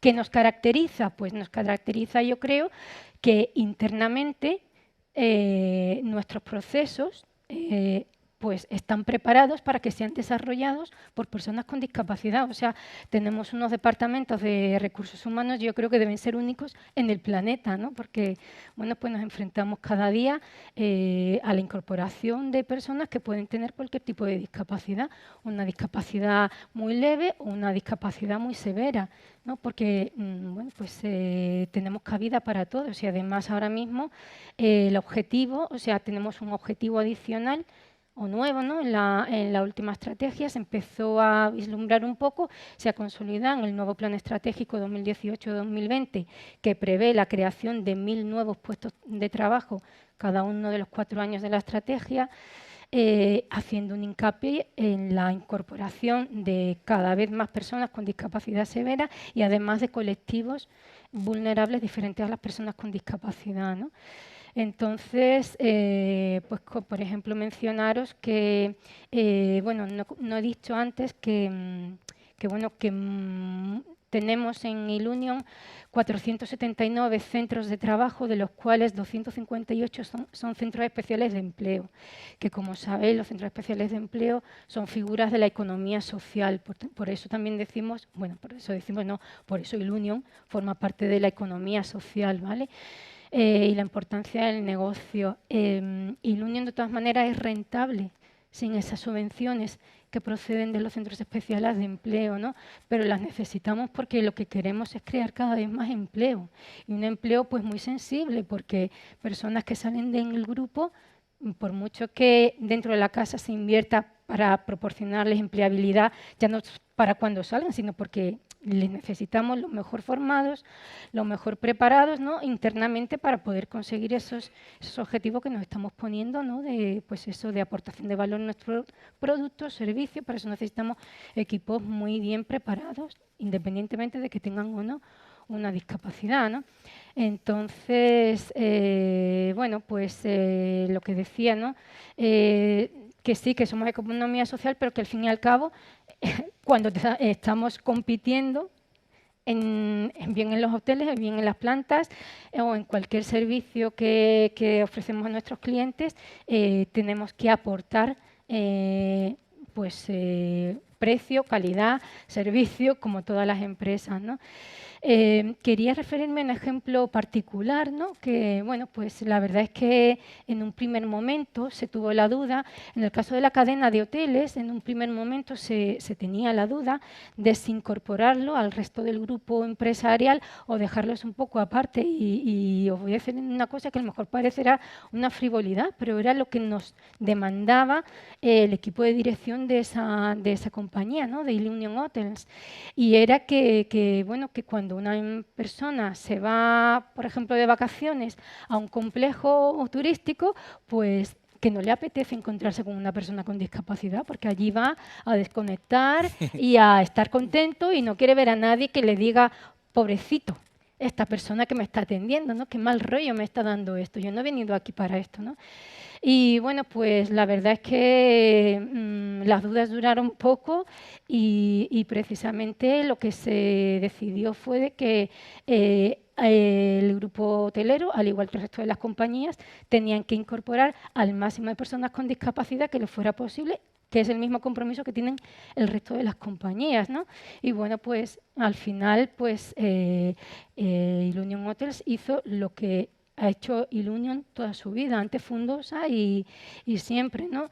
Convencer a tu cliente o a tu socio para un posible partenariado, una posible UTE o lo que sea, que eres un negocio sólido y que a ti te vamos a aportar valor, porque una empresa social como la ONCE va a aportarte, aparte de valor económico, te va a aportar valor social, ¿no? Te va a transmitir una serie de valores que tú puedes hacer tuyo también, ¿no? Y al final, pues la cadena de hoteles se incorpora a eso, ya no solo en sus valores de compañía, sino en su comunicación hacia el cliente y bueno, es una de las compañías que ha tenido mejor trayectoria en cuanto se metió, digamos, en la dinámica de la fusión y la creación del nuevo grupo, ¿no? O sea, ha pasado en 4 años de pérdidas muy importantes a ganar. Bueno, no sé exactamente el resultado que tiene ahora mismo, pero bueno, es una de las compañías que más aportan al margen de Ilunion, ¿no? En este momento. Y bueno, un poco incidir en eso, ¿no? Ilunion vende sobre todo a sus clientes oferta, diversificación, eso no lo he comentado, diversificación, una oferta integral muy variada de servicios y valor social, ¿no? Y la mayoría lo entiende y les gusta y vuelve con nosotros por eso, ¿no? Porque aportamos algo más y algo diferente, ¿no? Aparte de un buen servicio y un precio adicional, ¿no? Y yo siempre le digo a los directivos de las empresas que tenemos que ponerle una prima, que el valor social también hay que pagarlo, ¿no? Pero bueno, eso habrá que andar ese camino también. Pues muchas gracias, Isabel. Bueno, como habéis visto, han sido todos unos ponentes muy disciplinados, se ha ido cumpliendo bien el tiempo, entonces he prometido que va a haber un espacio para preguntas y voy a hacer todo lo posible para que tengamos los 10 últimos minutos para vuestras preguntas, pero como todavía tenemos tiempo voy a hacer una segunda pregunta y ahora las voy a hacer un poco agrupadas. En primer lugar, mirar, yo trabajo fundamentalmente en la agencia, o sea, en el mundo de la cooperación internacional, en la Agencia Española. Muchos de vosotros sabéis que tradicionalmente, en el caso de España, las agencias han trabajado sobre todo con las ONGs. Y cuando queremos hacer un esfuerzo para trabajar más con las empresas, con las fundaciones empresariales, hay gente que es bastante escéptica, hay gente que es bastante crítica, hay gente que no lo ve.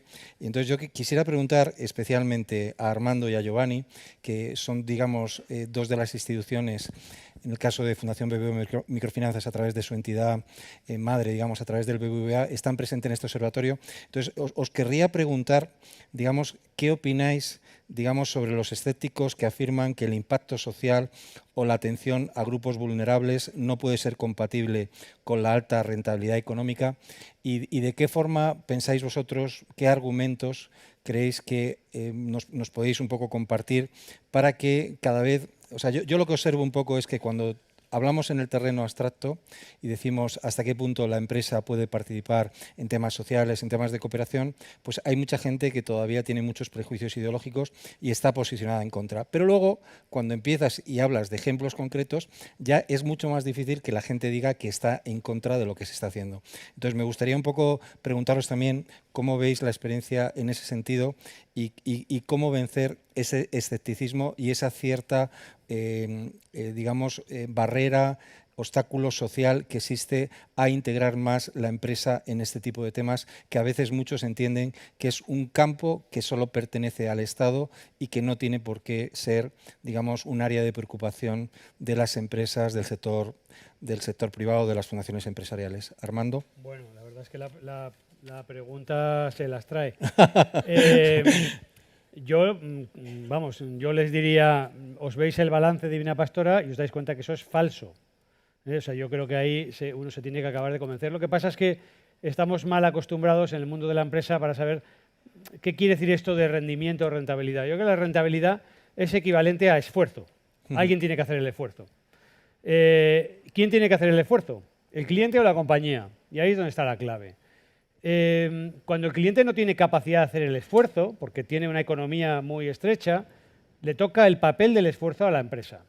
Y lo hemos comentado, o lo han comentado Fernando o María Jesús anteriormente, hay una cuestión hoy en día, además, que no se le puede escapar ya a nadie, que es los instrumentos que existen en la sociedad moderna para poder hacer cosas de forma mucho más eficiente. Lo que pasa es que eso requiere un esfuerzo por parte de la empresa. Divina Pastora es una entidad que se ha esforzado muchísimo durante muchísimos años, ya décadas, en tener la mejor tecnología posible para poder hacer productos mucho más baratos con las mismas coberturas que los demás. Ayer me comentaba mi subdirección general técnica, que es una mujer, que en promedio, comparando un producto de mi compañía con las compañías de competencia, estamos en una diferencia de 10, 12 euros mensuales ofreciendo lo mismo. Y nosotros ganamos 1 euro por cada contrato al mes de cliente. Es decir, que esos 12 euros de esfuerzo, si nosotros subiéramos el producto 12 euros al mes a cada persona, igualaríamos el precio en el mercado en promedio. Y lo que hacemos, en vez de subirle 12, subimos 11. O sea, bajamos 11. Nos quedamos 1 de esos 12. ¿Vale? O sea, los otros 11 los liberamos en la carga del cliente. O sea, podríamos ser una empresa muchísimo más rentable y, sin embargo, tenemos una rentabilidad del 20%. ¿Cuál es el éxito de esto? Que nosotros hacemos el esfuerzo de ganarnos el pan nosotros, no la otra persona, porque no tiene capacidad de hacerlo. ¿Vale? Es más fácil ir al mercado, subir el precio hasta el máximo, ley de la oferta y la demanda básica, y ya está. Con competencias en precios iguales, pues ya nos esforzaremos en el marketing para conseguirlo. Sin embargo, utilizamos todos los mecanismos habidos y por haber para aplicar toda la tecnología posible, tecnología en sentido amplio, no solamente tablets y hierros y hardware, sino procedimientos, algoritmos y otra serie de mecanismos financieros para poder conseguir el mismo resultado con el menor esfuerzo económico de la otra parte posible. Entonces, yo creo que este es el paradigma, ¿no? O sea, el decir, que estoy acostumbrado a que el esfuerzo lo tenga que poner el cliente, que yo tengo mi accionista y mi rendimiento se lo tengo que dar ahí. Si se puede hacer, pero todo depende de que la capacidad técnica y de la capacidad en cuanto a sostenibilidad del negocio que tú estás montando. Yo creo que esa es la clave de esto. Muchas gracias, Armando. Yo creo que lo has explicado muy bien. ¿Cómo lo ves tú, Giovanni? A ver, yo lo que veo es que no hay peor mercado que el que no existe, ¿no? Y cuando tú estás en la base de la pirámide y no tienes acceso a bienes y servicios, posiblemente el racionamiento que tienes como consumidor, como ser humano, es pleno, ¿no? Y vemos algunas experiencias en algunos países donde hay mercados que son súper regulados, súper protegidos y terminan en gran escasez, terminan sin producción de bienes y servicios. Y en este sentido, yo lo que diría es que tenemos que dejar la visión de que es un mercado de asistencialismo, a tener un mercado donde se generen los incentivos para que la innovación... Si tú analizas un poco, buena parte de las últimas innovaciones más importantes se han producido en esos segmentos del mercado. Pues son segmentos donde las empresas tienen que pensar un poco más tienen que hacer algoritmos mucho más eficientes para poder competir, tienen que hacer tecnología que sean mucho más, que lleguen, que hagan foco y que provean servicios de una manera mucho más eficiente. Y si lo hablamos en nuestro sector, por ejemplo, donde yo tengo que dar un crédito de $500 y tengo que hacer que ese crédito sea rentable, obviamente las ganancias de eficiencia que tengo que incorporar son brutales.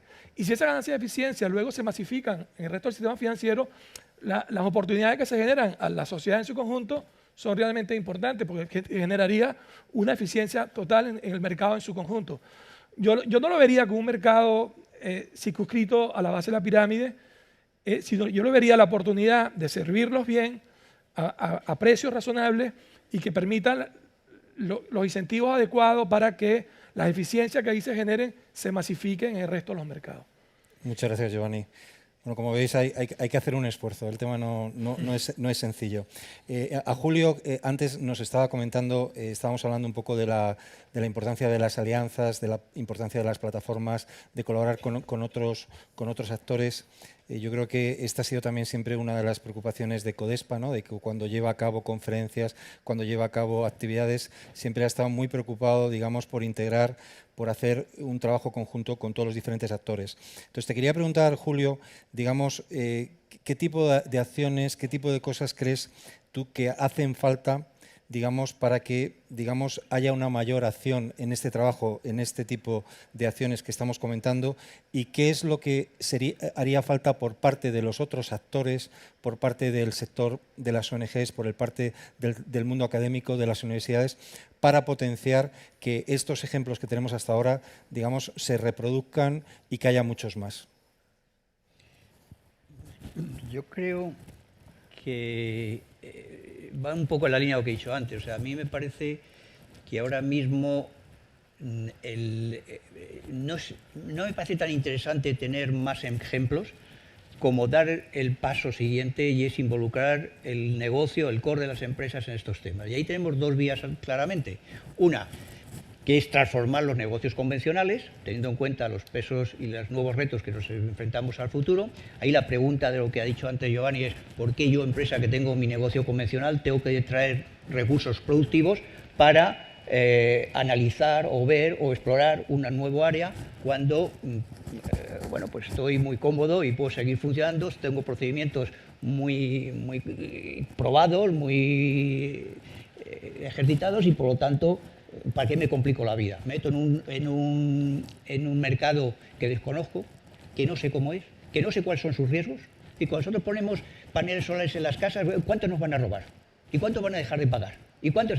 Exploramos eso. Ahora ya sí lo sabemos, ahora tenemos cifras, pero nos hemos tenido que meter en eso. Entonces, una empresa con un negocio convencional consolidado, ¿por qué va a hacer ese cambio? Entonces, yo creo que esto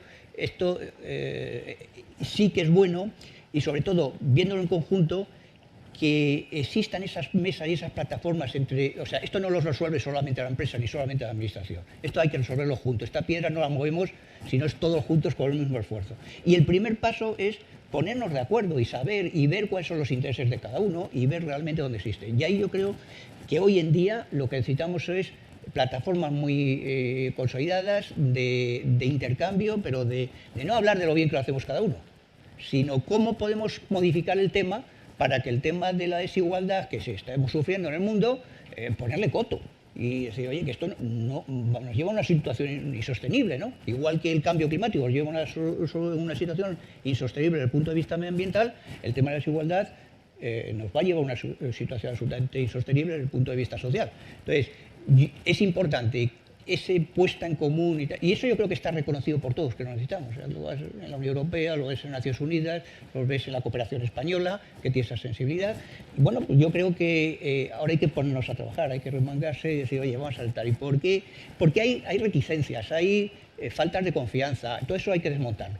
Y yo soy partidario de la doble vía, a Dios rogando y con el mazo dando, que es, hagamos cosas, y si es posible hagamos juntos, que es como creamos confianza y conocimiento, pero también analicemos y veamos cuál es el paso siguiente juntos.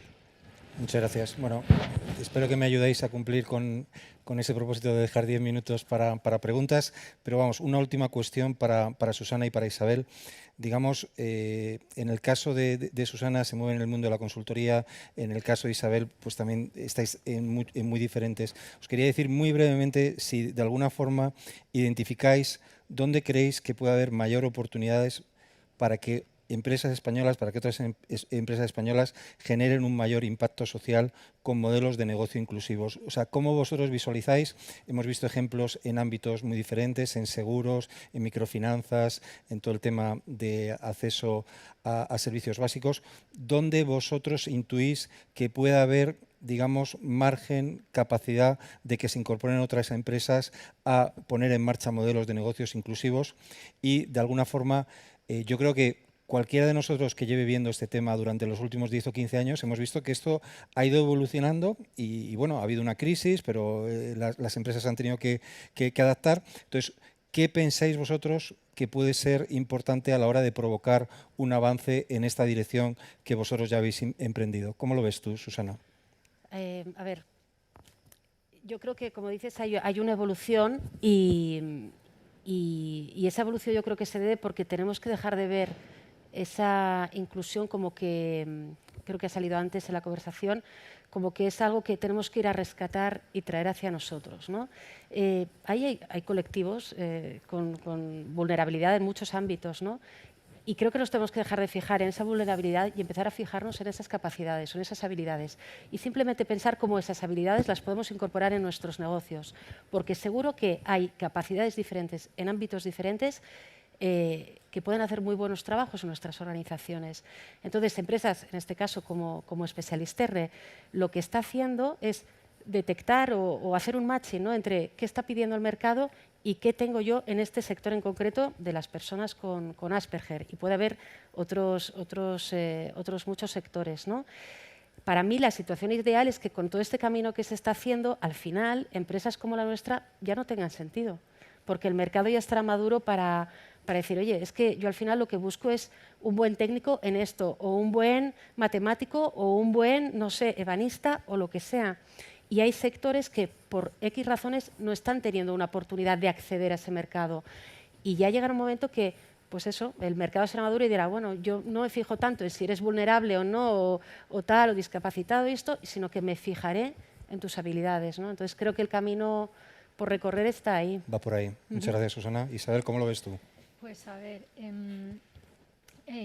yo creo que para nosotros, por lo menos en Ilunion, las alianzas son fundamentales, ¿no? Creo que ha salido antes a lo largo de la jornada, ¿no?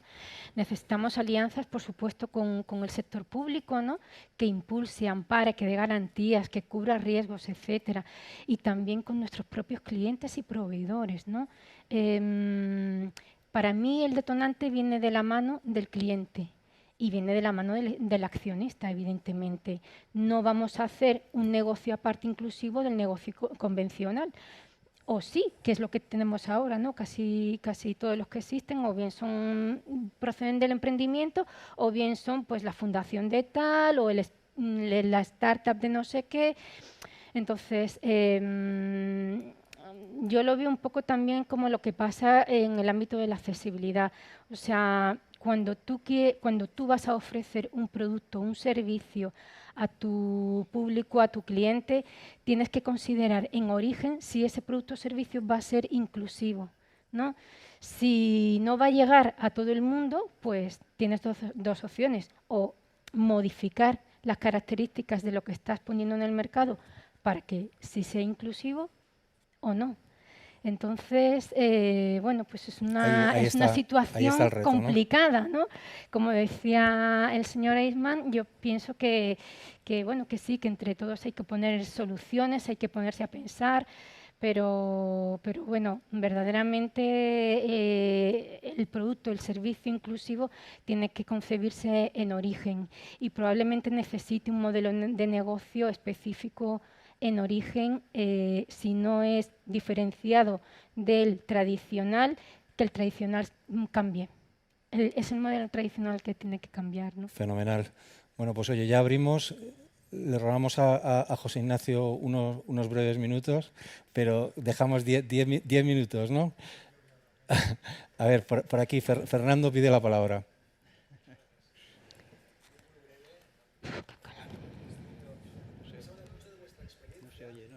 No se oye bien. ¿Me oís bien o por atrás? Vale. Habéis hablado mucho de vuestra experiencia. Me gustaría también que pudierais compartir vuestra mirada, en el sentido de que pues, todos habéis sido pioneros en vuestro campo, en este ámbito. Y ¿cómo os relacionáis, cómo veis la sociedad en España, en vuestro sector, vuestros compañeros de sector, las otras empresas, sobre todo aquellas que no son tan creyentes o son más escépticas de este impacto social? Supongo que os habéis sentido muy solas, muy solos en el camino. ¿Cómo creéis que este contexto de otras empresas tratan con este tema y esa soledad que habéis pasado? Si creéis que va cambiando, si se van convenciendo o seguís pensando que sois un poco atípicos en el sector, ¿no? Mira, si queréis un par de personas que contesten para abrir a más preguntas. ¿Quién se anima? En el caso del sector asegurador yo creo que somos atípicos. Sí que es cierto que, un poco aludiendo a una de las diapositivas que has puesto esta mañana, yo creo que el sector asegurador se confunde el concepto de inclusión con la RSC. Al final tienen su negocio no es inclusivo, hay una serie de personas que no pueden acceder a ningún tipo de cobertura, se fastidian, no las pueden pagar, que no es verdad, o sea, se puede realmente organizar, pero no se hace ese esfuerzo. Y luego pues, subvencionamos a una serie de colectivos desfavorecidos y ahí queda la foto arreglada. Yo creo que ese es un poco lo que tenemos hoy en día en el sector asegurador español. ¿De acuerdo? ¿Alguna otra? Sí, bueno, a mí me gustaría añadir que es verdad que a veces te has sentido como muy solo, ¿no? Cuando vas, yo llevo casi 4 años en especialistería y al principio recuerdo pues, cuando ibas a vender consultoría de un colectivo dentro del espectro del autismo, Asperger, era como, perdón, claro, es normal, hay prejuicios, hay miedos y a todos nos da como respeto pensar, bueno, aquí me van a traer una persona a mi equipo que yo qué sé cómo la tengo que tratar, ¿no? Y al final a nadie nos han enseñado a gestionar la diversidad, a nadie, o sea, no sabemos cómo tenemos que actuar, queremos colaborar, tenemos mucha buena voluntad, pero no sabemos cómo tratar a lo mejor a alguien diferente, ¿no? Entonces, ahí me remito a lo que decía mi compañera, que las cosas se tienen que trabajar seguramente desde el inicio, ¿no? Desde la educación, en las escuelas, etcétera, para que a nadie le sorprenda el día de mañana si tiene que contratar a gente que sea una persona pues, dentro de un diagnóstico o con una discapacidad o lo que sea y que sepa simplemente qué cosas a tener en cuenta y para sacarle el mayor beneficio. Yo sí que soy positiva y he visto en estos años una evolución de la respuesta que tienen las empresas ante esto, porque al final, como todo el movimiento se demuestra andando, y cuando tú vas teniendo casos de éxito, gente que funciona, que da buen rendimiento a las empresas y que el trabajador está encantado, la empresa o el cliente también está encantado, y vas a otras empresas y dices, oye, te demuestro que esto funciona porque mira qué resultados está dando y mira cuántos consultores tiene contratados esta empresa, pues es como al final vamos avanzando y rompiendo esas barreras, ¿no? Bien, Julio nos pedía también la palabra. Sí, yo ya diría que primero sorprende que problemas que tenemos la tecnología, la gestión y tal, para resolverlos, no se hayan invertido talento e ingenio para resolverlos, ¿no? Entonces, la conclusión que yo saco es que, bueno, es que a nadie le interesa. De alguna forma son los olvidados y, bueno, eso da igual, mientras no den problemas. Es decir, nosotros empezamos a trabajar el tema de campos de refugiados en la alianza público-privada que antes hacía referencia a Javier, en el 2010, que entonces no era novedad. Ahora, pues no sé, nos han dado un par de premios ya por estar ahí, pero bueno, ¿por qué no nos estamos ocupando de esto? ¿Por qué incluso las organizaciones que su responsabilidad directa es esa, no han ido acumulando conocimiento alrededor de esto? Pues han hecho cosas, pero no vamos sumando, no vamos generando conocimiento. Entonces yo creo que eso es lo primero que sorprende. Lo segundo, cambios, muchos. Y yo creo que este es el momento. Es decir, tenemos la alineación de astros de que estamos con los objetivos de desarrollo sostenible, las empresas son conscientes de ello, algunas empiezan a reportar en función de ello, los organismos multilaterales también, las agencias de cooperación, etc. Entonces, las empresas eso les está calando, pero no saben cómo. Y yo creo que aquí nadie sabe cómo. Y el problema es tratar de sumar. Hace poco tuvimos una reunión en la agencia, en la ECID, de fundaciones empresariales. Y la sorpresa es como teníamos todos interés, pero no había suficiente intercambio de conocimiento y tal. Y el compromiso fue precisamente ese. Por tanto, yo creo que ahora es el momento adecuado de invertir esfuerzo en poner esto hacia adelante. Y como yo digo, hay como dos líneas. Por un lado, el desarrollo de la economía social, que ahí incluyo pues todo lo que es empresas sociales, compañías B, fundaciones empresariales, etcétera, cuando nuestro objetivo es social. Y después, lo más difícil y lo que hay que trabajar también es en paralelo la transformación de las empresas convencionales para que el tema social tenga un peso muy importante, empiecen a reportar en función de su huella social. Y esto se está avanzando, se es consciente y se está abriendo camino. Yo creo que ahí es donde hay que sumar y sumar experiencias. Es un área absolutamente colaborativa, no es competitiva. Muchas gracias, Julio. Venga, la última pregunta. Tengo dos. Buenos días, soy Eulalia de Besa, de ISS Facility Services. Primero quería hacer una afirmación, que era que se puede hacer alianzas entre empresas privadas, ¿no? Y aquí tenemos el ejemplo de ONCE. Nosotros llevamos muchos años incorporando casi a 150 personas de la Fundación ONCE, 150 cada año. Están trabajando o en empresa ordinaria o en centro especial de empleo y es factible, ¿no? Y en esto me voy a lo que comentaba Julio. Si crees, ¿no? O sea, que si tienes la actitud pues, de hacerlo, lo puedes hacer posible, si creas, ¿no? Y luego si lo logras y lo mides. Aquí he tenido que buscar los datos, pero pues, no los tenía en la cabeza. Y por otro lado, me gustaría trasladar pues, una pregunta, que es el 98% de las empresas españolas tienen menos de 40 empleados. O sea, que somos, bueno, tejido pues, mediano y pequeña empresa, ¿no? ¿Qué se está haciendo pues, desde las empresas españolas pues, para acercar estos ODS, que aquí estamos hablando, yo creo pues, un poco endogámico, a los empleados de las empresas y también a la sociedad de primera línea? ¿Qué podemos hacer más pues, para impulsarlo? Y aquí lo dejo. Muchas gracias. Habían pedido por atrás también el micrófono y así lo agrupamos y ya dejamos una última posibilidad a los ponentes de responder. Gracias. Y terminamos. Bueno, no voy a hacer mucha pregunta. Mi nombre es Teresa, trabajo en empresa y también en ONG, pero sobre todo lo que soy es consumidora. Y lo que habéis contado aquí esta tarde es admirable. Soy millennial también y yo como millennial me gustaría, no sé, me haría ahora mismo cliente de todos vosotros, de Union, de Divina Pastora y de todas las empresas que estáis aquí. Entonces, cuando se habla de empresas, cuando se habla de administración, que tengáis también en cuenta al consumidor, porque somos muchos y cada vez más los que queremos comprometernos y ser vuestros clientes. Así que felicidades a todos y muchas gracias.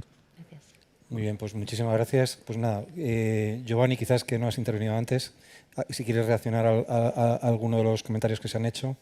A ver, cuando uno analiza el objetivo de desarrollo sostenible y uno ve el reto que eso implica, nosotros formamos parte del Advisory Board de Naciones Unidas para los Objetivos del Desarrollo Sostenible. Uno cuando los trata de cuantificar equivalen de aquí al año 2030 algo así como 3 trillones de dólares, ¿no? Trillones americanos, que sería como 3 veces el PIB español, ¿no? Es como el reto que hay que poner sobre la mesa para poder llevar a cabo cada una de estas metas. Esto implica de que obviamente hace falta que muchas iniciativas, ni el Estado solo, ni las empresas privadas solas pueden llevar a cabo este reto. Tiene que ser una alianza pública-privada que son lo que va a permitir que esto tenga una sinergia que permita que se logre la mayor cantidad posible de objetivos en el tiempo. Y esto, si lo vemos en nuestro sector, por ejemplo, cuando hablaban de si hay empresas que siguen tu experiencia, nosotros tenemos 10 años y a partir del año pasado Santander comienza a hacer ciertas operaciones de microfinanzas en América Latina, o sea, sigue un poco nuestro ejemplo. Yo creo que mientras más vengan, mejor, porque logras incluir más personas, logras que estos objetivos se hagan mucho más factibles, sobre todo en los plazos que estamos hablando. Y cuando hablamos de España es un poco igual. O sea, hay que entender que este mapa de Objetivo de Desarrollo Sostenible es un mapa que genera un planeta mucho más amigable, mucho más sostenible en el tiempo. Y la única forma de que transitemos estos próximos 12 años tiene que ser apuntando a ese objetivo, y a ese objetivo tenemos que sumarnos un poco todos. Muy bien, pues yo me quedo con este mensaje tan positivo y yo creo que agradeceros muchísimo la oportunidad de haber conocido este tema. Como nuestra buena amiga Millennial, yo creo que compramos todas y cada una de las experiencias, recogemos el reto de las pymes, recogemos el reto para administraciones, para todos. Yo creo que una de las grandes oportunidades de este tipo de conferencias es que los que estamos trabajando ordinariamente muchas veces decimos, bueno, ¿qué tenemos que hacer? Y muchas veces venir aquí nos permite tener el contacto con los consumidores, con los ciudadanos, que nos indican un poco cuáles son los siguientes pasos a dar. Yo la verdad es que me voy muy contento de este panel, creo que han salido temas muy interesantes, lógicamente nos quedamos con ganas de saber más, pero bueno, de eso se trata también, no podemos agotar los temas. Muchísimas gracias a todos vosotros, muchas gracias Giovanni, Susana, Julio, muchas gracias Armando, Isabel, ha sido un gran placer y gracias a todos vosotros. Muchas gracias.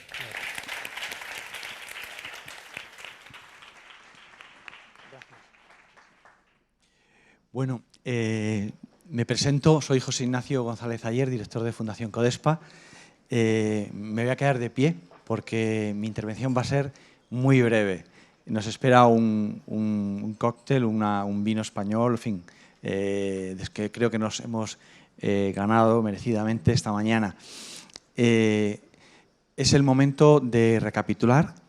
En primer lugar, dando las gracias parte 1, dar gracias, ¿no?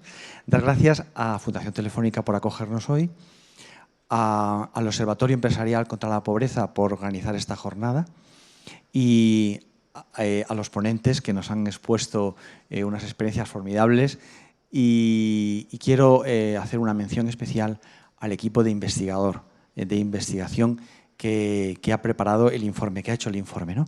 A María Jesús, a Fernando, a Teresa, a Fundación Codespa y a Global Cat, que han trabajado muchos meses. Yo lo he visto desde diariamente, ¿no? que ha habido un esfuerzo muy grande de noches y de días, de fines de semana, para llegar a tiempo y presentar hoy este informe. La segunda idea. Primero, gracias. La segunda idea. Que hay que leer el informe. Os animo a leer el informe. Creo que es un documento muy valioso, que presenta un panorama formidable de trabajo. Ha salido muchas veces a lo largo de la jornada, y no voy a insistir en esta idea, pero la pobreza es un reto, la vulnerabilidad es un reto que nos afecta a todos. Son los gobiernos quienes deben intervenir, son las empresas y somos cada uno de nosotros como consumidores, como ciudadanos, quienes hemos de dar un paso al frente para solucionar los problemas de la sociedad donde vivimos. No podemos esperar que alguien venga a solucionar las cosas, somos nosotros quienes debemos de dar el paso para solucionar el problema. Y os animo a leer el informe porque da muchas ideas y creo que centra muy bien el tema. Las empresas pueden y deben ser más inclusivas, pensando en tres ideas, que eran, si yo he entendido bien, que creo que sí que lo he entendido, incorporando a personas vulnerables, a personas en situación de pobreza, en sus cadenas, en su cadena de valor, bien sea como proveedores, bien sea como empleados, bien sea como distribuidores, o adaptando sus productos o servicios a las necesidades de esas personas. Creo que es un buen informe, es muy útil, con un montón de ideas, un montón de herramientas, de sugerencias, de lugares donde buscar determinadas instrumentos que necesitemos para desarrollar nuevas estrategias, etc. Bien, hay que leerlo. Era la segunda idea que yo quería transmitir ahora en esta reflexión final. Y la última. Para el Observatorio Empresarial contra la Pobreza, este no es un punto de llegada, es un hito que hemos cumplido, pero a partir de ahora viene una tarea muy importante. Porque el observatorio tiene además de un afán de compartir experiencias y de dar visibilidad a lo que se está haciendo en el mundo en la lucha contra la pobreza desde las empresas, es un think tank, es un lugar donde estudiamos, donde aprendemos, donde profundizamos en los problemas, en los retos que afronta la sociedad y vemos cómo se pueden resolver esos retos y esos problemas desde la empresa. Pero también el observatorio tiene una vocación y es la de ser un lugar de acción. Queremos que el observatorio sea como una especie de laboratorio, ¿no? de lugar donde se testan y se diseñan oportunidades o proyectos o estrategias o lo que sea, como queréis llamarlo. Y entonces, por eso este informe hoy es un punto solamente un hito, pero a partir de ahora tenemos que trabajar, ¿no? El año pasado, en un momento como este, cerrábamos una conferencia para hablar de empleo juvenil. Bueno, pues ahora el observatorio ha promovido un programa o un curso o una actividad, no sé cómo definirla, que se llama Laboratorio de Acción Empresarial en Empleo Juvenil. Tenemos a un buen grupo de empresas trabajando juntas con instituciones sociales y aprendiendo a llevar todo lo que se investigó a la práctica. Y la idea es que ese programa que ahora en julio es que esas empresas tengan inicien programas de inserción laboral en el seno de sus corporaciones, de sus compañías. Ojalá el año que viene, cuando estemos presentando el siguiente informe del observatorio, yo pueda decirles que ya está en marcha el laboratorio de acción empresarial en negocios inclusivos o en actividades inclusivas o como queramos llamarle. Todo está por hacer. Bueno, desde el observatorio todo está por hacer en el área de negocios inclusivos. Les invito a seguirnos en empresascontralapobreza.org. Ahí vamos colgando todas las ideas y todas las publicaciones y todas las actividades que se promueven desde el observatorio, ¿no? Se ha hablado del panorama, ¿no? ¿Cómo se ve el panorama español? ¿Cómo se ve bueno, aquí han salido unas cuantas empresas de las que todos nos vamos a hacer clientes, pero bueno, quiero también señalar que hay unas cuantas que están liderando este proceso, ¿no? BBVA, Telefónica, Endesa, la Caixa, Sener, Divina Pastora, KPMG, el IS, Boston Consulting Group, Acciona, etc. Ilunion.